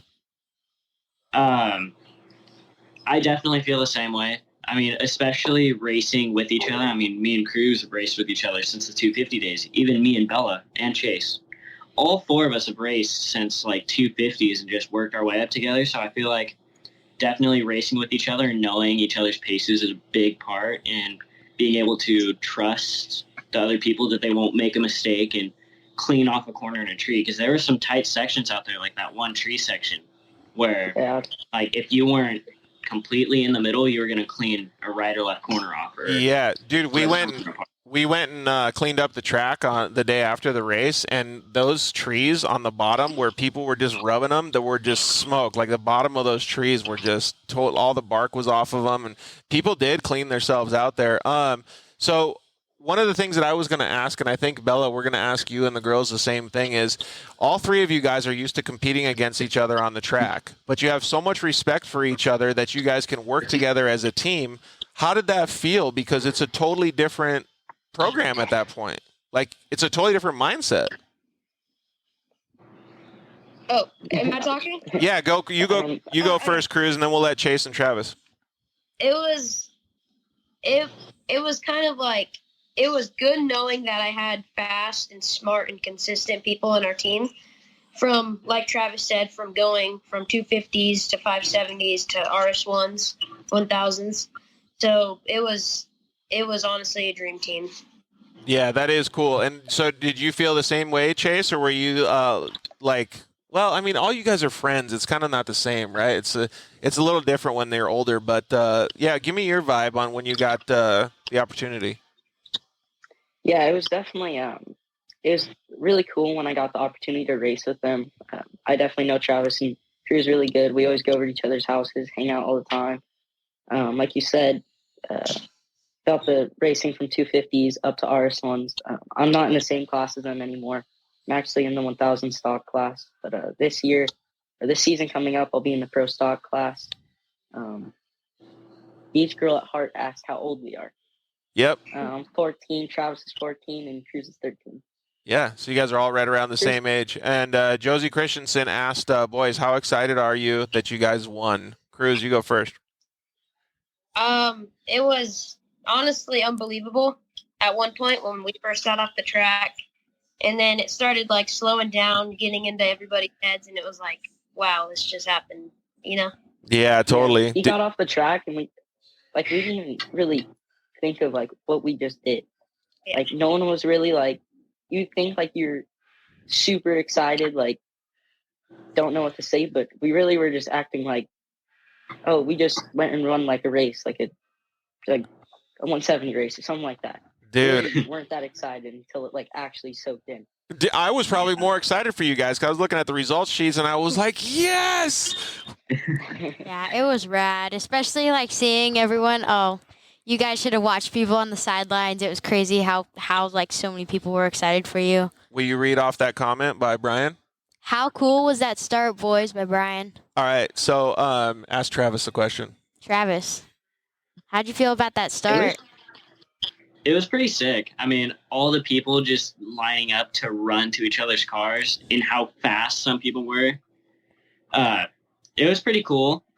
I liked it a lot. I think it was called the Le Mans start. Yeah. Is that what it was called? I'm pretty sure, yes. Not to give anybody ideas for next year, but I don't understand why teams just don't have two keys and just pretend like they're passing the key. Like, I don't get it. We were actually on the start, and someone had a second key in the car. I looked over to my left. I was trying to get my dad on the radio, and the guy just like started turning the car on.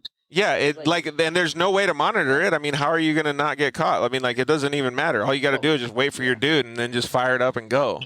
Yeah, I'm pretty sure there was a. It is.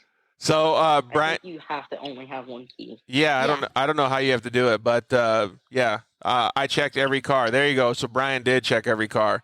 So don't try to hide it in your pocket, boys. The night before, like Travis said, we were up until 1 and 2 in the morning practicing. Actually, Cruz's cousin Dylan, we were practicing the night before how to like start the car because I was the one that started the race. So we were trying a bunch of different ways, but we found out like the most consistent way was just to hand me the key and me take my time to get it like in the ignition and start it and go.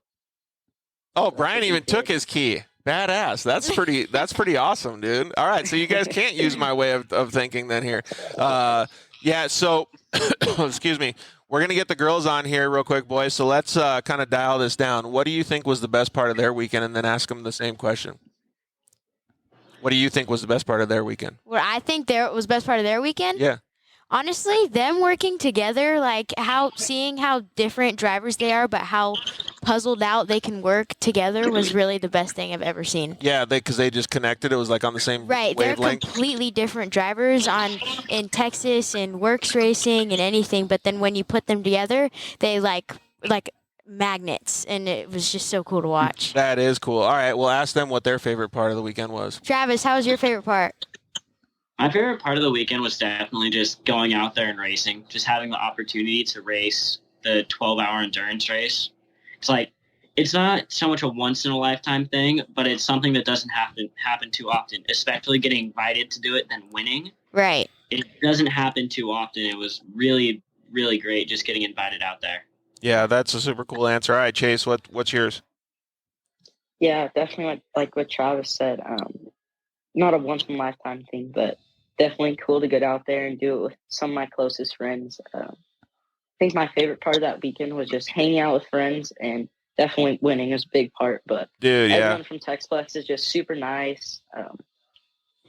Way different than like down here in California. The racing just everyone up there super nice. Need a part, you just go over to the trailer, they loan you a part, and you're all good. Yeah, exactly. All right, Cruz, what was your favorite part, buddy? Probably just seeing everybody work together to get us on that track and be able to win. Like my mom always doing everything, like literally everything. She's literally doing her homework right over here. My dad for just putting this whole thing together. Richard for literally everything he did on the cars, all the late nights. And probably, like I said, just seeing everybody work together. That's super cool. And you're proud of those guys because they did such a great job too, right? I'm proud of every single one of them. All right, guys. Real quick, you got 3 seconds or 5 seconds for each of you. Well, maybe 10 because you got a lot of sponsors. 10 seconds for each of you. Cruz, you go first. Who do you want to thank, like as far as sponsors go? And then Chase, and then Travis. Okay, my mom, my dad, my sister, Richard, SoCal West Coast Electric, West Coast Motorsports, Evo Power Sports, Sway Energy, Method Race Wheels, GBC Tires, Carbon Fabrication, and just everyone else that helped us. Yeah, Thank you. that's fantastic. Good. Hey, good job remembering that stuff too. All right, Chase, you go. Yeah, definitely. Again, I'd like to thank everyone that helped out in the pits. Brian, my dad, Brian, my mom, my dad, Jess and Andy from West Coast, Richard, Polaris Razor, Fox Shocks, Car Fabrication, Grumpy Grandpa. They do so much for me. Action Sports Canopies, A&D Glass, Tiger Designs, everyone else that helps me out. Just thank you. The big wheel company, KMC, Ryan. And KMC, of course, yeah. Big KMC fan over here. All right, Travis, hook us up with some sponsors, homie. All right, definitely want to give a big thanks to West Coast Motorsports, Polaris Razor, Benchmark Performance, 4 Parts, Got Sand, Polaris Razor, Method Race Wheels, Tensor Tires, JMR Performance, Sparco, Chase, Cruz, Andy Burchard, my mom, my dad, Jess Burchard, just everybody from West Coast Motorsports who helped, and can't thank them enough. Yeah, like this one right here that's helping me do the show today.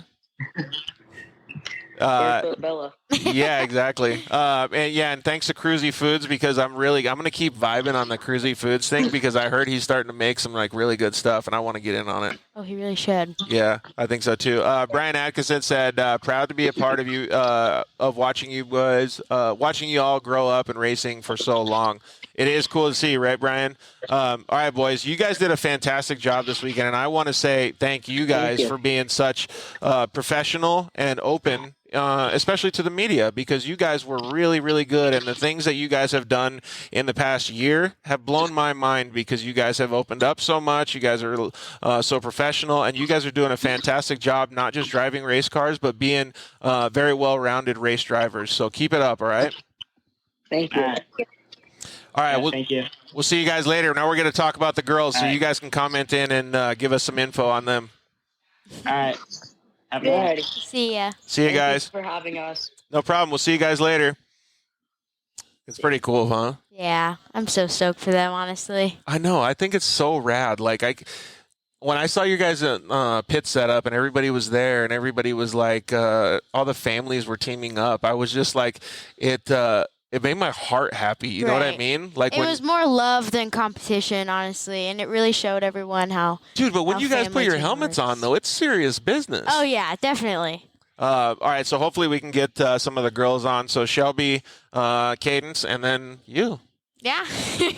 Since we're waiting for them, you want to give us a little bit of rundown on how you guys come with this dream team, like how you guys came up with it? Honestly, from the get-go, I knew I was going to do it with Shelby Anderson. That was a definitely. Oh, that girl right there? Yes, the queen herself. Hi, Shelby. How are you?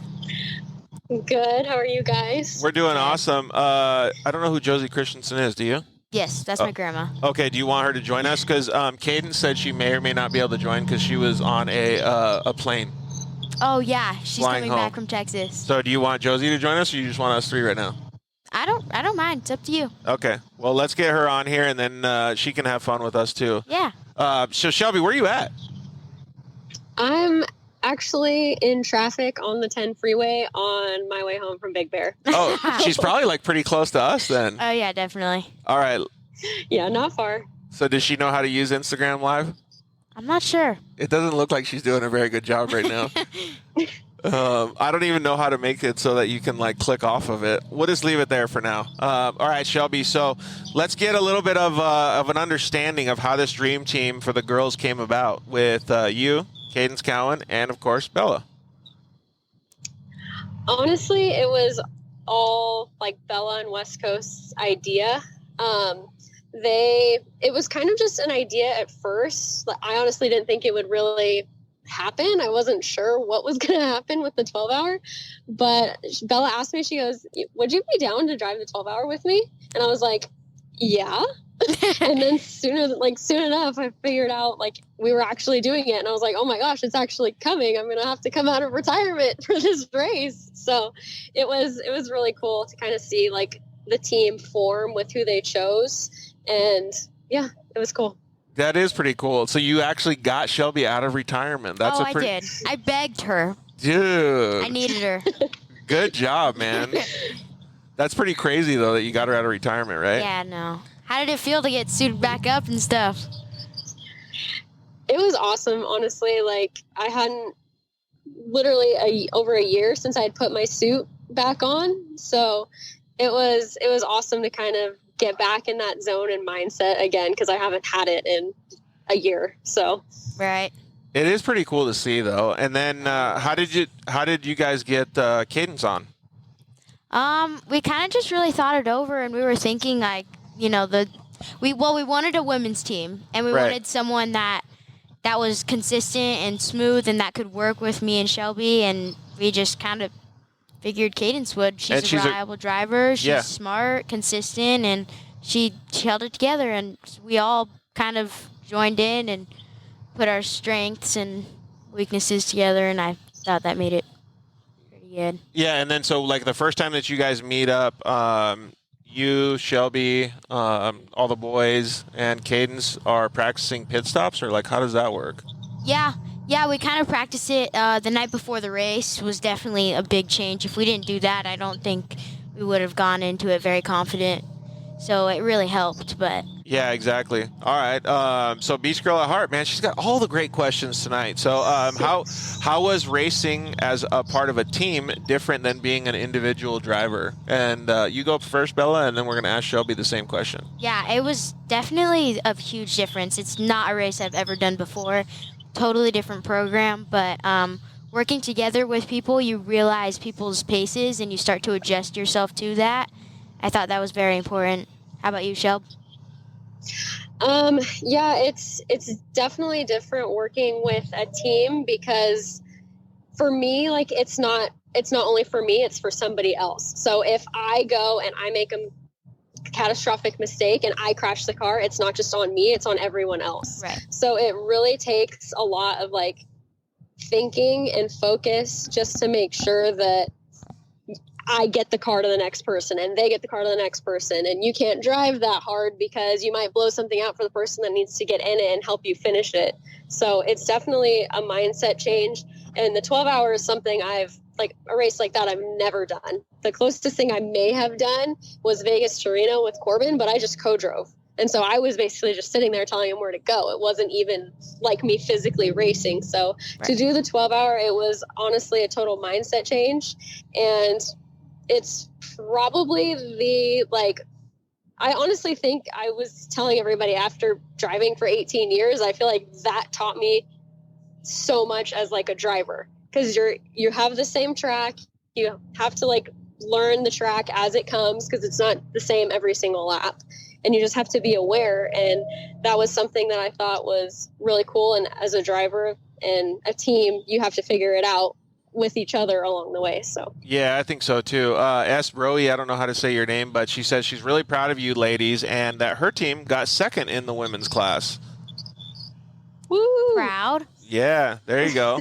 I really like that Shelby's bringing up those good points, because it really actually shows a lot about what you learn in racing, right? Like the Dirt Life, I started this show because I wanted to see what people were like outside, or excuse me, with racing against like normal people, right? Like the things that you learn from growing up in the dirt and like things like that. And what Shelby just said, like those are life lessons. Those aren't just like teamwork lessons to win a race. Right. And so it really means a lot to me when she says stuff like that, and what you're learning, what Cruz is learning, what all the boys and girls are learning, because it's a really good thing for everybody to know how they can help other humans, how they can manage situations. You know, if you go to work and you have a crappy day, you can still be positive at the end of the day and go to work really good the next day, kind of thing. Like you get out of the car and you have a bad stint in the driver's seat or whatever, or you have an issue, you come back in, you fix it, you forget about it, and you just move on, right? Like it's so cool to hear that. So what was maybe one of the things that you learned from Shelby and Cadence this weekend?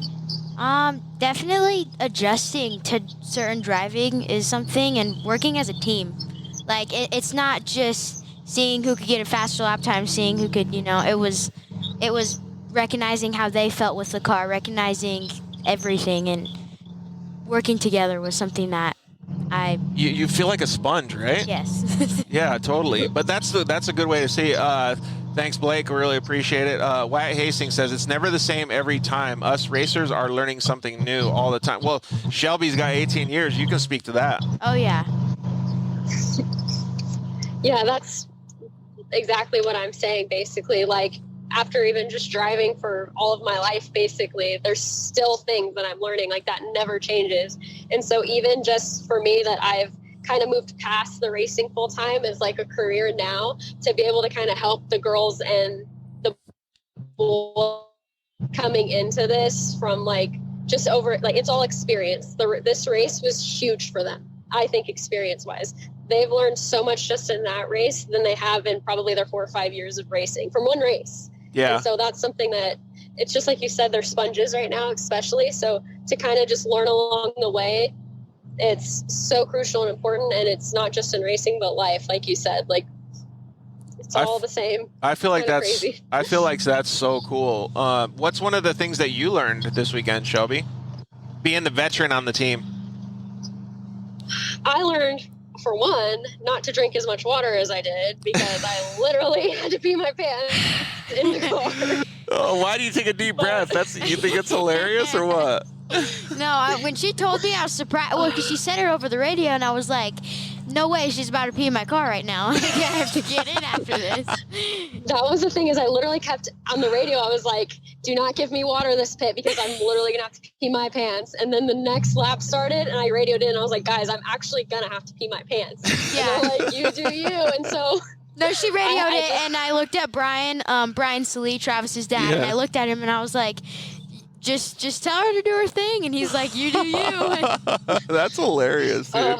Honestly, that's something that, like, I've never had that, because I will tell you, I have learned that we are going to use catheters if we do this next year, just in case. Yeah, definitely, right? But, what was the difference between driving the RS1 and the 2-seat car?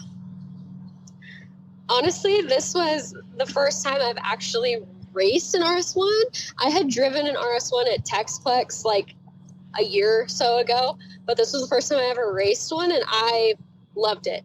Dude, they're so fun, huh? I loved it. Yeah, I honestly, everybody told me like, oh, these things are hard to get used to and they're so hard to drive, but it was so much fun. I honestly loved it. The car setup, like Richard and Andy and everyone that worked on that car did such a good job, because I was nervous coming into it because I like to be prepared, and we just didn't have seat time. And so for me to hop in and then get that comfortable that fast was really, really awesome. And then I'm sure it helped us all as racers throughout the race. Yeah, so that's cool. It was cool. She's basically saying your car's dialed. Thank you. Yeah. Nice. Change nothing. Change nothing except for the seat cushion. Yes, we did that. I checked it out in my driver change. I was like, here. Yeah, she did. Oh, that's hilarious. If you guys had to, excuse me, if you guys had to change anything to do better for next year, what other than wearing a catheter, what would your things be to make the race go smoother or better? Honestly, for the most part, I feel like our race went really smooth. I know I personally made a few minor mistakes like throughout the race, that just trying to stay more focused and be smart, because I started the race and we started 57th. And so I was so nervous coming into it because I'm like, great, 57th out of like 60 something cars. Yeah. Almost in the back. Oh, yeah. And so I was like, all right. Let's keep talking about that a little bit. Like, what was the move? Did you guys discuss what you guys were going to do right away? We didn't really have much of a plan, to be honest. We knew we were starting in the back. We had Shelby run first to get us up there, which she did an amazing job. Led us from 57th to 6th place. In how many laps? Or how many hours? 2. Like by the first pit stop? 2 hours, about 4 or 5 laps. Yes. Dude, that's a boss move right there. No, it was pretty gnarly. And that was even something, I had never been in such heavy traffic before. And then the laps were pretty long. And so for me, the poker run was awesome, but I also forgot parts of the track because we stopped so many times. And so for me, I'm like, okay, I just need to pay attention, put my head down, and when it's safe to pass, I will pass. I'm not going to throw it all away in the first 2 hours. It's just not going to happen. Do you know around how many passes you made around the first or second lap? Dude, like 1 million. I think I was radioing in the second lap because we were just all trains basically. Like I was following the guy in front of me. It got pretty dusty, and so finally, the guys in front of me, like we were all following each other, like I said. And somebody, I think, actually when Chase was driving, they blew through one of the caution tapes, and so we all started going the wrong way. And so they all started turning around, and I was like, oh, great! What? I don't know how far back I fell now, and luckily I turned right back around and popped back in. I don't think I lost too many positions. But by the second lap, they told me I was in like 11th because that's when it happened. And so I was like, oh, okay, we're not doing half bad then. But it was fun. It went by. I didn't feel like I was in traffic for that long, but the more I think about it, I think as soon as I saw somebody, I would try and get by them as safely and quickly as possible, and then just kind of forget about it. So I couldn't really say how many people I passed and where, but dude, I feel like tried to be. I feel like the RS1 really lends itself good to that execution, because like if you have a turbo car or a big car, like you have obviously you're taking up way more space on the track, so you can't just like squirt by, but you also have like turbo lag, and like there's a bunch of different things that could happen because everybody can go fast down a straightaway, so it's hard to pass on a straightaway, right? Yeah. So like for Shelby, I feel like that's like good. You could just squirt around and pass everybody. Yeah, no, we definitely had an advantage with the car, and it was pretty reliable. Yeah, and Brian said it took about 4 laps for a decent separation. So that's about what Shelby's saying. In all honesty, I have no idea how the Turbo S's. Say that again, Shelby, please. I have no idea how the Turbo S's and the Pro R got through half the stuff, to be completely honest with you, because it was hard at some places. I have no idea how the Pro R and the Turbo S got through some places, because it was super narrow that I felt like I could barely fit through some of the trees. And maybe that's why the bottom of the trees were broken off, but the RS1 was perfect for that whole race. Yeah, it seemed like that's actually a really good point. And then so obviously, I think you got your brother or whoever, Travis, said that you guys got 6th overall, I think it was, or 5th overall. So there was 3 normally aspirated cars, I guess, in the top 5 or 6 then. That's pretty insane, right? Yeah. In all honest, like, I don't think the turbos had much of an advantage besides a few straightaways because it was so narrow and kind of tight and technical. There was only a few places where there was really long straightaways that I feel like the turbos had an advantage. So that's why it honestly doesn't surprise me that NA cars did so well because there wasn't places for the turbo cars to just gap out. Right. Yeah, exactly. Oh, that's a good one right there. I did love your guys' wrap too. Like your guys' sticker kits look so sweet. Thank you so much. Who came up with that? You? Really, it was my dad. Really? The idea was my dad, and he kind of just sent it through to my mom, and she always handles everything, so she hit up Magic. Big Love graphics you guys, girl. by the way. Yes. Dude, so I was so pumped on it because I could see you guys all the time. I was like, oh, there they are. Yep. Yeah. We were like Christmas trees. It was amazing. Yeah, it made it so cool. It was awesome. All right. Excuse me. I ran a full-blown 4-seat desert car, and it was tough. Yeah, there you go, right there. Maybe I can imagine. that sounds really tough. Andy for the win for sure, Brian. So Shelby, I also heard that your man did pretty good at the Red Bull race too. Yeah. Oh, looky! What's up, Corbin? Here. We got to talk to him yesterday. Yep. What's up, Corbin? How are you? So Shelby, we'll still talk to you, but we talked to Corbin already yesterday, so he got his fame yesterday. Yeah, he can. Yeah. he did really well though. I was kind of bummed. Are you driving a car with no exhaust pipe on it right now? Yeah, I told you it was loud. It's so loud. But he did super well. I was super bummed I couldn't be out there, and he was actually going to come with me. So the conflicting weekend was kind of a bummer. But Yeah, exactly. The sand is something he's always really liked. He's always liked Glamis, and all. Like I feel like he can do really well in any terrain. Maybe that's just me being biased. And Not Texplex terrain. He already said he can't do good in Texplex terrain, and then you go out there on your first time and just crush it. Yeah, maybe Texplex isn't your thing and it's mine, but I kind of have a feeling it really is, right? Yeah, me too. Well, good job, Shelby. I really think that you actually did a fantastic job. I told Corbin already that he did an awesome job at the Sand Scramble, but it was neat to see you out of retirement. I know that you had a really big smile on your face because I know that you've been wanting to race. Just been getting the itch, right? And it was kind of nice to see you out there. And obviously, it's not the same as what you're used to, but I feel like it was almost a better position for you to be in because you were able to merge both worlds. You were able to be with some of your athletes. You were able to share some of your knowledge, and you were able to race as well. So it's like, what more could you ask for, kind of thing? 150%. You could honestly have not said it better. For me, yes, I was happy racing, but it was more like it was awesome. Not awesomer. It was way cooler for me to just see, like, I can't tell you how pumped I was for Bella. And I can't tell you how pumped I was for Cruz. And like seeing these kids that I market and help kind of like grow. Because I'm telling you, this race, both of them have grown so much. And big so sponge right here. Big sponge. That was almost more rewarding for me than actually racing, is seeing kind of that improvement happen.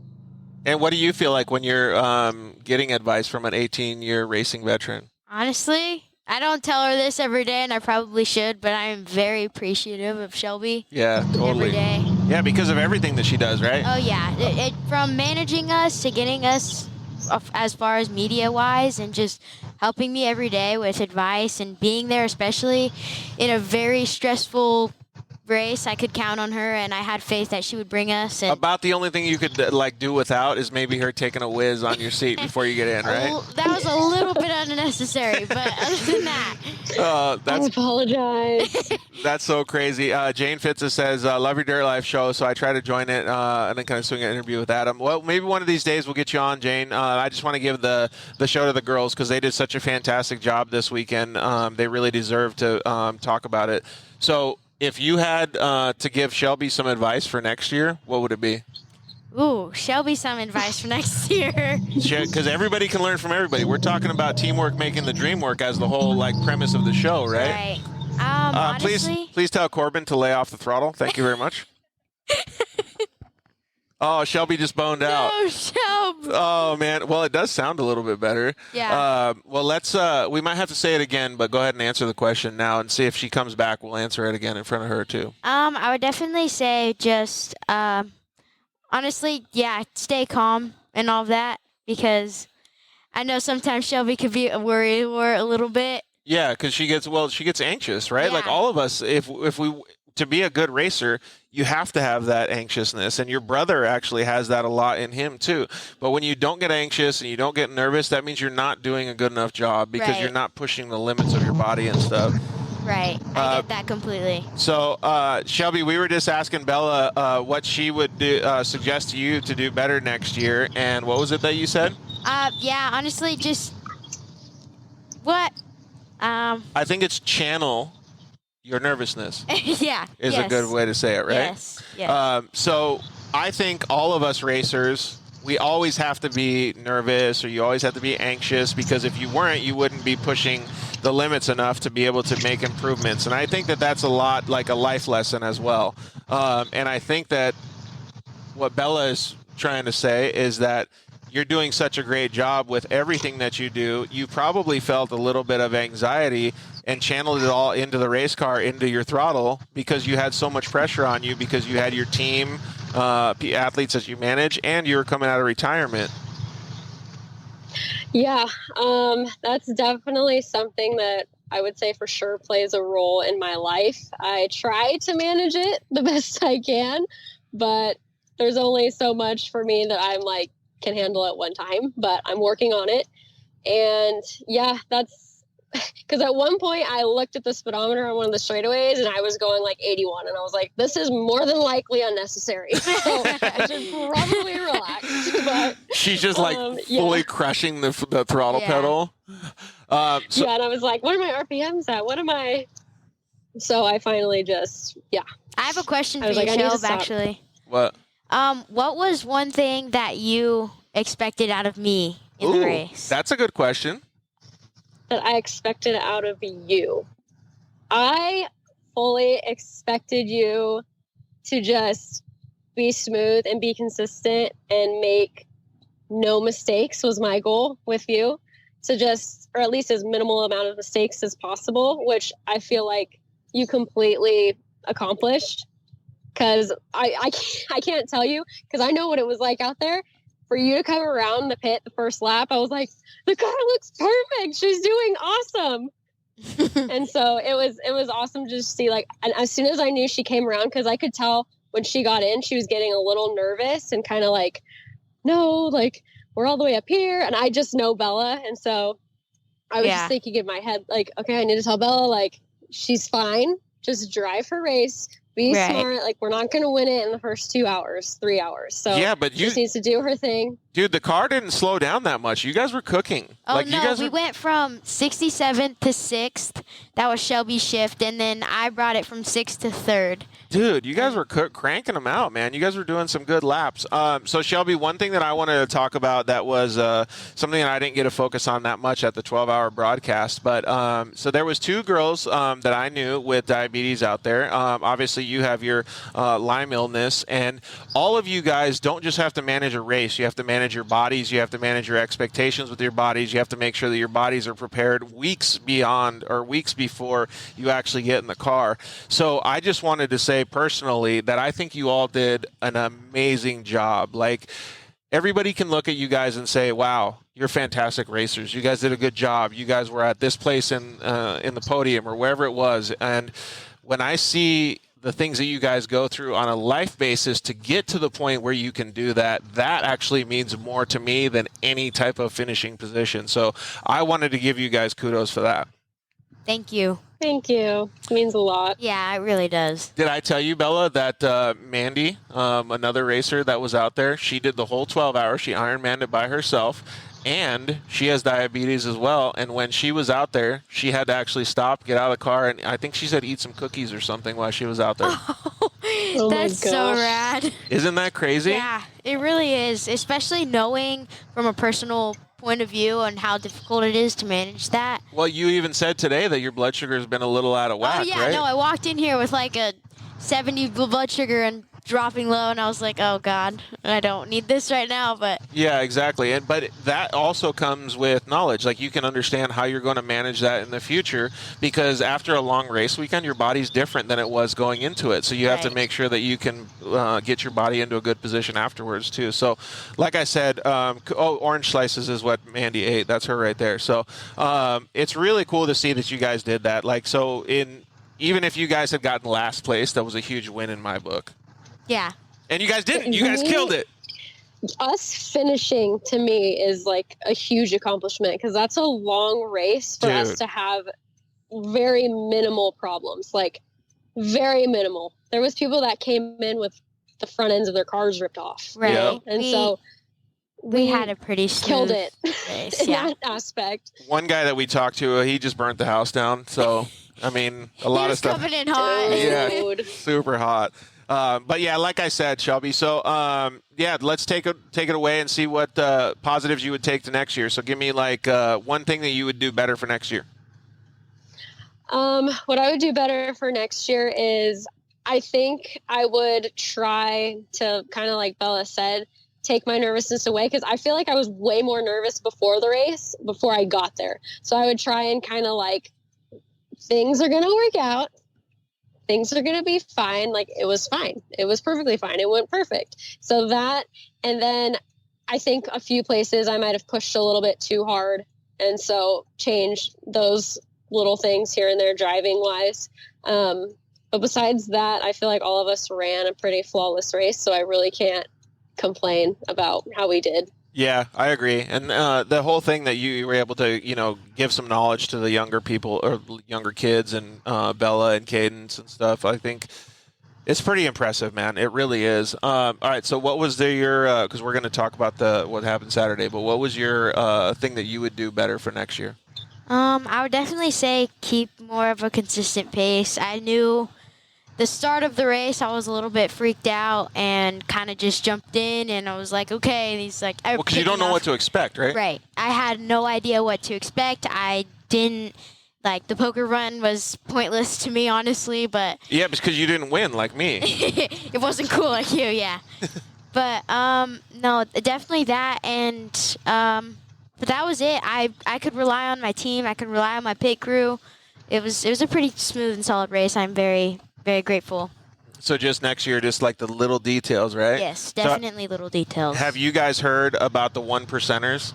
Has that anybody ever told you about that? No. So it's a pretty cool thing, right? So like in Formula One or in bicycle racing, like road cycling and stuff, they go by the 1%ers. So if you change 1% in 10 or 20 places, that means you get 10 or 20% better. Right. No, a wise man, Brian Carr, told me if you're 1 second faster in every turn, by the time you do 30 turns, you're going to be 30 seconds faster than someone else. Dude, so it's the same exact mindset, right? So you can do everything. You can do a little bit more to your car. You can do a little bit more to make your mindset better. You can do a little bit more to make your health better, your body better, and all of these different things. Definitely. You know who does a very good job at that is Phil Blurton and his team. They even go training and lost weight on their person, on their bodies, to make the car go faster. Yeah, it's gnarly. Yeah, so I think that's great, man. You guys did a fantastic job. So, Shelby, are you going to be coming to Coin Power Sports, where we're located right now, this Saturday from 8 to 3 p.m. to see not only Jeremy Twitch Stenberg, but the more important people, Cruz and Bella Burchard, signing autographs, giving great tire deals. What else have they got going? Huge discounts on helmets and goggles. Are you going to be cruising over here? I sure will. I had actually already been talking to Jess about it, and I'm Mama Kitty bringing a surprise. Oh, that sounds fun. Cruise, so one of the things that I'm most impressed with is that they're going to have the Pro R reveal for Banning, California. So it'll be cool for everybody to check out that car. I'm sure you guys are excited to see that. Very excited. It's going to be awesome. Okay, for Shelby, last question here. Do you see yourself coming out of retirement in the future? Just putting it. We're just putting it out there. My dad's been racing, if nobody's seen, and so that's been really cool for me to kind of watch. And I actually raced the short course race in Prim for Works that last round, and then we went to the 12 hours. So I don't know that I'll ever fully come out of retirement, but you might see me pop into races here and there. Yeah, that's So exactly. don't count that out. That's exactly the same answer I give everybody, because I've gotten that question a million times, and I'm like, yeah, if the opportunity arises, but it has to be a good one, you know? Like, I've gotten so many people asking me to do things. I'm like, well, I don't really care about that event, or I don't really want to drive that car, and it'll break down. Like, so if it's a good opportunity, I'm sure you'll do it. Oh, 100%. Like, if anybody needs a driver for anything, just hit me up, because I'm always open to getting back in a car. 12-hour next year? If Corbin ever needs somebody to do good at Texplex, just put you in the driver's seat. He said if Corbin needs somebody to do well at Texplex, to put me in the driver's seat. I don't think anyone but the Mills can do well at that. Oh, poor Corbin. Hey, he still killed it this weekend. So, yeah, he did an awesome job out there in the sand. But, well, what's he saying? What did you say? Miller's what? Oh, I said I don't think anyone with the Millers can do well out there. They got a spell on that place or something. Dude, they actually do really well. CJ Greaves did pretty good, and a bunch of other drivers did pretty well. But Shelby, I think you did an excellent job executing this weekend. I think you had a great time, and it was really cool. Mandy's asking if you're a Dexcom warrior. Yes, I am. Dexcom all the way. Dude, so you actually got some treats today, didn't you? Yeah, I did. Thanks to you. Some sugar-free red vines, and sugar-free M&Ms. So there we go, dude. That's what, because you did such a good job at the Texplex race. Thank you so much. Podium treats. Okay, well, thank you very much, Shelby. We really appreciate you joining us and hanging out. So hopefully we'll see you this Saturday. Yep, I will be there. Thanks for having me on. And I got to thank Bella and Andy, Jess, Richard, that whole team for letting me come on and do that race. It was seriously like an amazing experience and something I've never done before. So I really appreciate them giving me the opportunity to kind of be a part of their team and help them through the race. Oh, actually, I have one question for both of you guys. How smoked are you guys after the race? Because you just went, skiing or snowboarding today? Like, were you just the body like drained or what? Honestly, I think I would have been way worse. So I was supposed to fly out at 8 a.m. on Sunday, and we didn't get back, I think, till 10:30 or 11. Had I not gotten 11 hours of sleep, I would have been way more wrecked. And then the last few days, I've kind of rested and chilled. I didn't really push myself too hard. So for me, like, sleep is everything for recovery. Yep. And so if I don't get enough rest, I'm sick. And so for me, I just rested and drank water, and then I'm good. Yeah, that's awesome. What about you? Yeah, there's honestly no quick coming back from a race like that. Just give your body a couple days to rest. It's not, when you're out of the car, you're still working too. Yeah. You're still prepping your pit. You're still being there for your team. It's not just your shift. You're done. Dude, the entire day. Mature beyond her days, man. But well, thank you guys both very much for not only spreading the love with racing, but giving us life advice too, man. You guys are awesome people in general. So, all right, Shelby, you and Corbin drive safe on the way home. I hope you guys had a good time today. We know you guys had a good time at Texplex, so thank you. Yeah, thanks again. I appreciate the call, and I always love going on with you, George. So, all right, well, see you guys on Saturday. Yes. All right, we'll see you. Bye. Man, it's so cool. Like, every time I talk with you guys, especially Shelby, I always get like this super positive vibe. Like, I feel like I could just like conquer the world. Oh yeah, I love Shelby. Everyone loves Shelby. All right, Sarah Danbury said, "Great job, girls." So, what time are you guys going to be here on Saturday? And where are you going to be at? Give it the whole like sponsor plug right now. Sponsor plug? Yeah. We will be at Coin Power Sports in Banning. Yep. On Saturday. Yep. They have it open from 8 to 3. When are you going to get here? I'll probably be here around 8, 9. Yeah, just come and hang out with everybody. Waking up bright and early. That'll be pretty cool. So yeah, come check them out. You can get autographs. I'm sure you guys will pass out like stickers and all kinds of fun stuff, right? You'll see me. So it'll be cool. So come out over to Coin Power Sports, hang out with those guys. Thank you very much to Travis and to Todd and to all the guys here for accepting us and having us, letting us have the show here. It's really cool that we can come to all these fantastic places. Like they said, they're going to have the Pro R reveal, so you guys definitely want to come check that thing out. That thing is just an insane vehicle, so I'm sure you guys will check it out too. Oh yeah, we'll be here checking it out. Make sure you come too. Thank you guys very much for joining, having so many good questions, comments, and all that stuff. We really appreciate everything that you guys do for the Dirt Life. Thank you to the guys over at KMC Wheels for sponsoring the show. Thank you to EFX Tires. Thank you guys at Shock Therapy. Thank you very much to the guys at Zollinger Racing Products. Thank you to Motul. Thank you to Evolution Power Sports. Thank you to the guys at Solder Weld, and thank you to the guys at Cryo Heat for being such integral parts of the show, man. You can always go to the sponsor deals page on thedirtlifeshow.com, and you can get links over to the anything that we have as far as discounts and stuff like that. So Brian's saying Waffle House Sundays. Oh, I feel you. Have you guys been to Waffle House? I think once. I went to Waffle House, so I think it was for the first or second time this weekend. And dude, those guys, Manny and Brian, they can put down some Waffle House, dude. They got.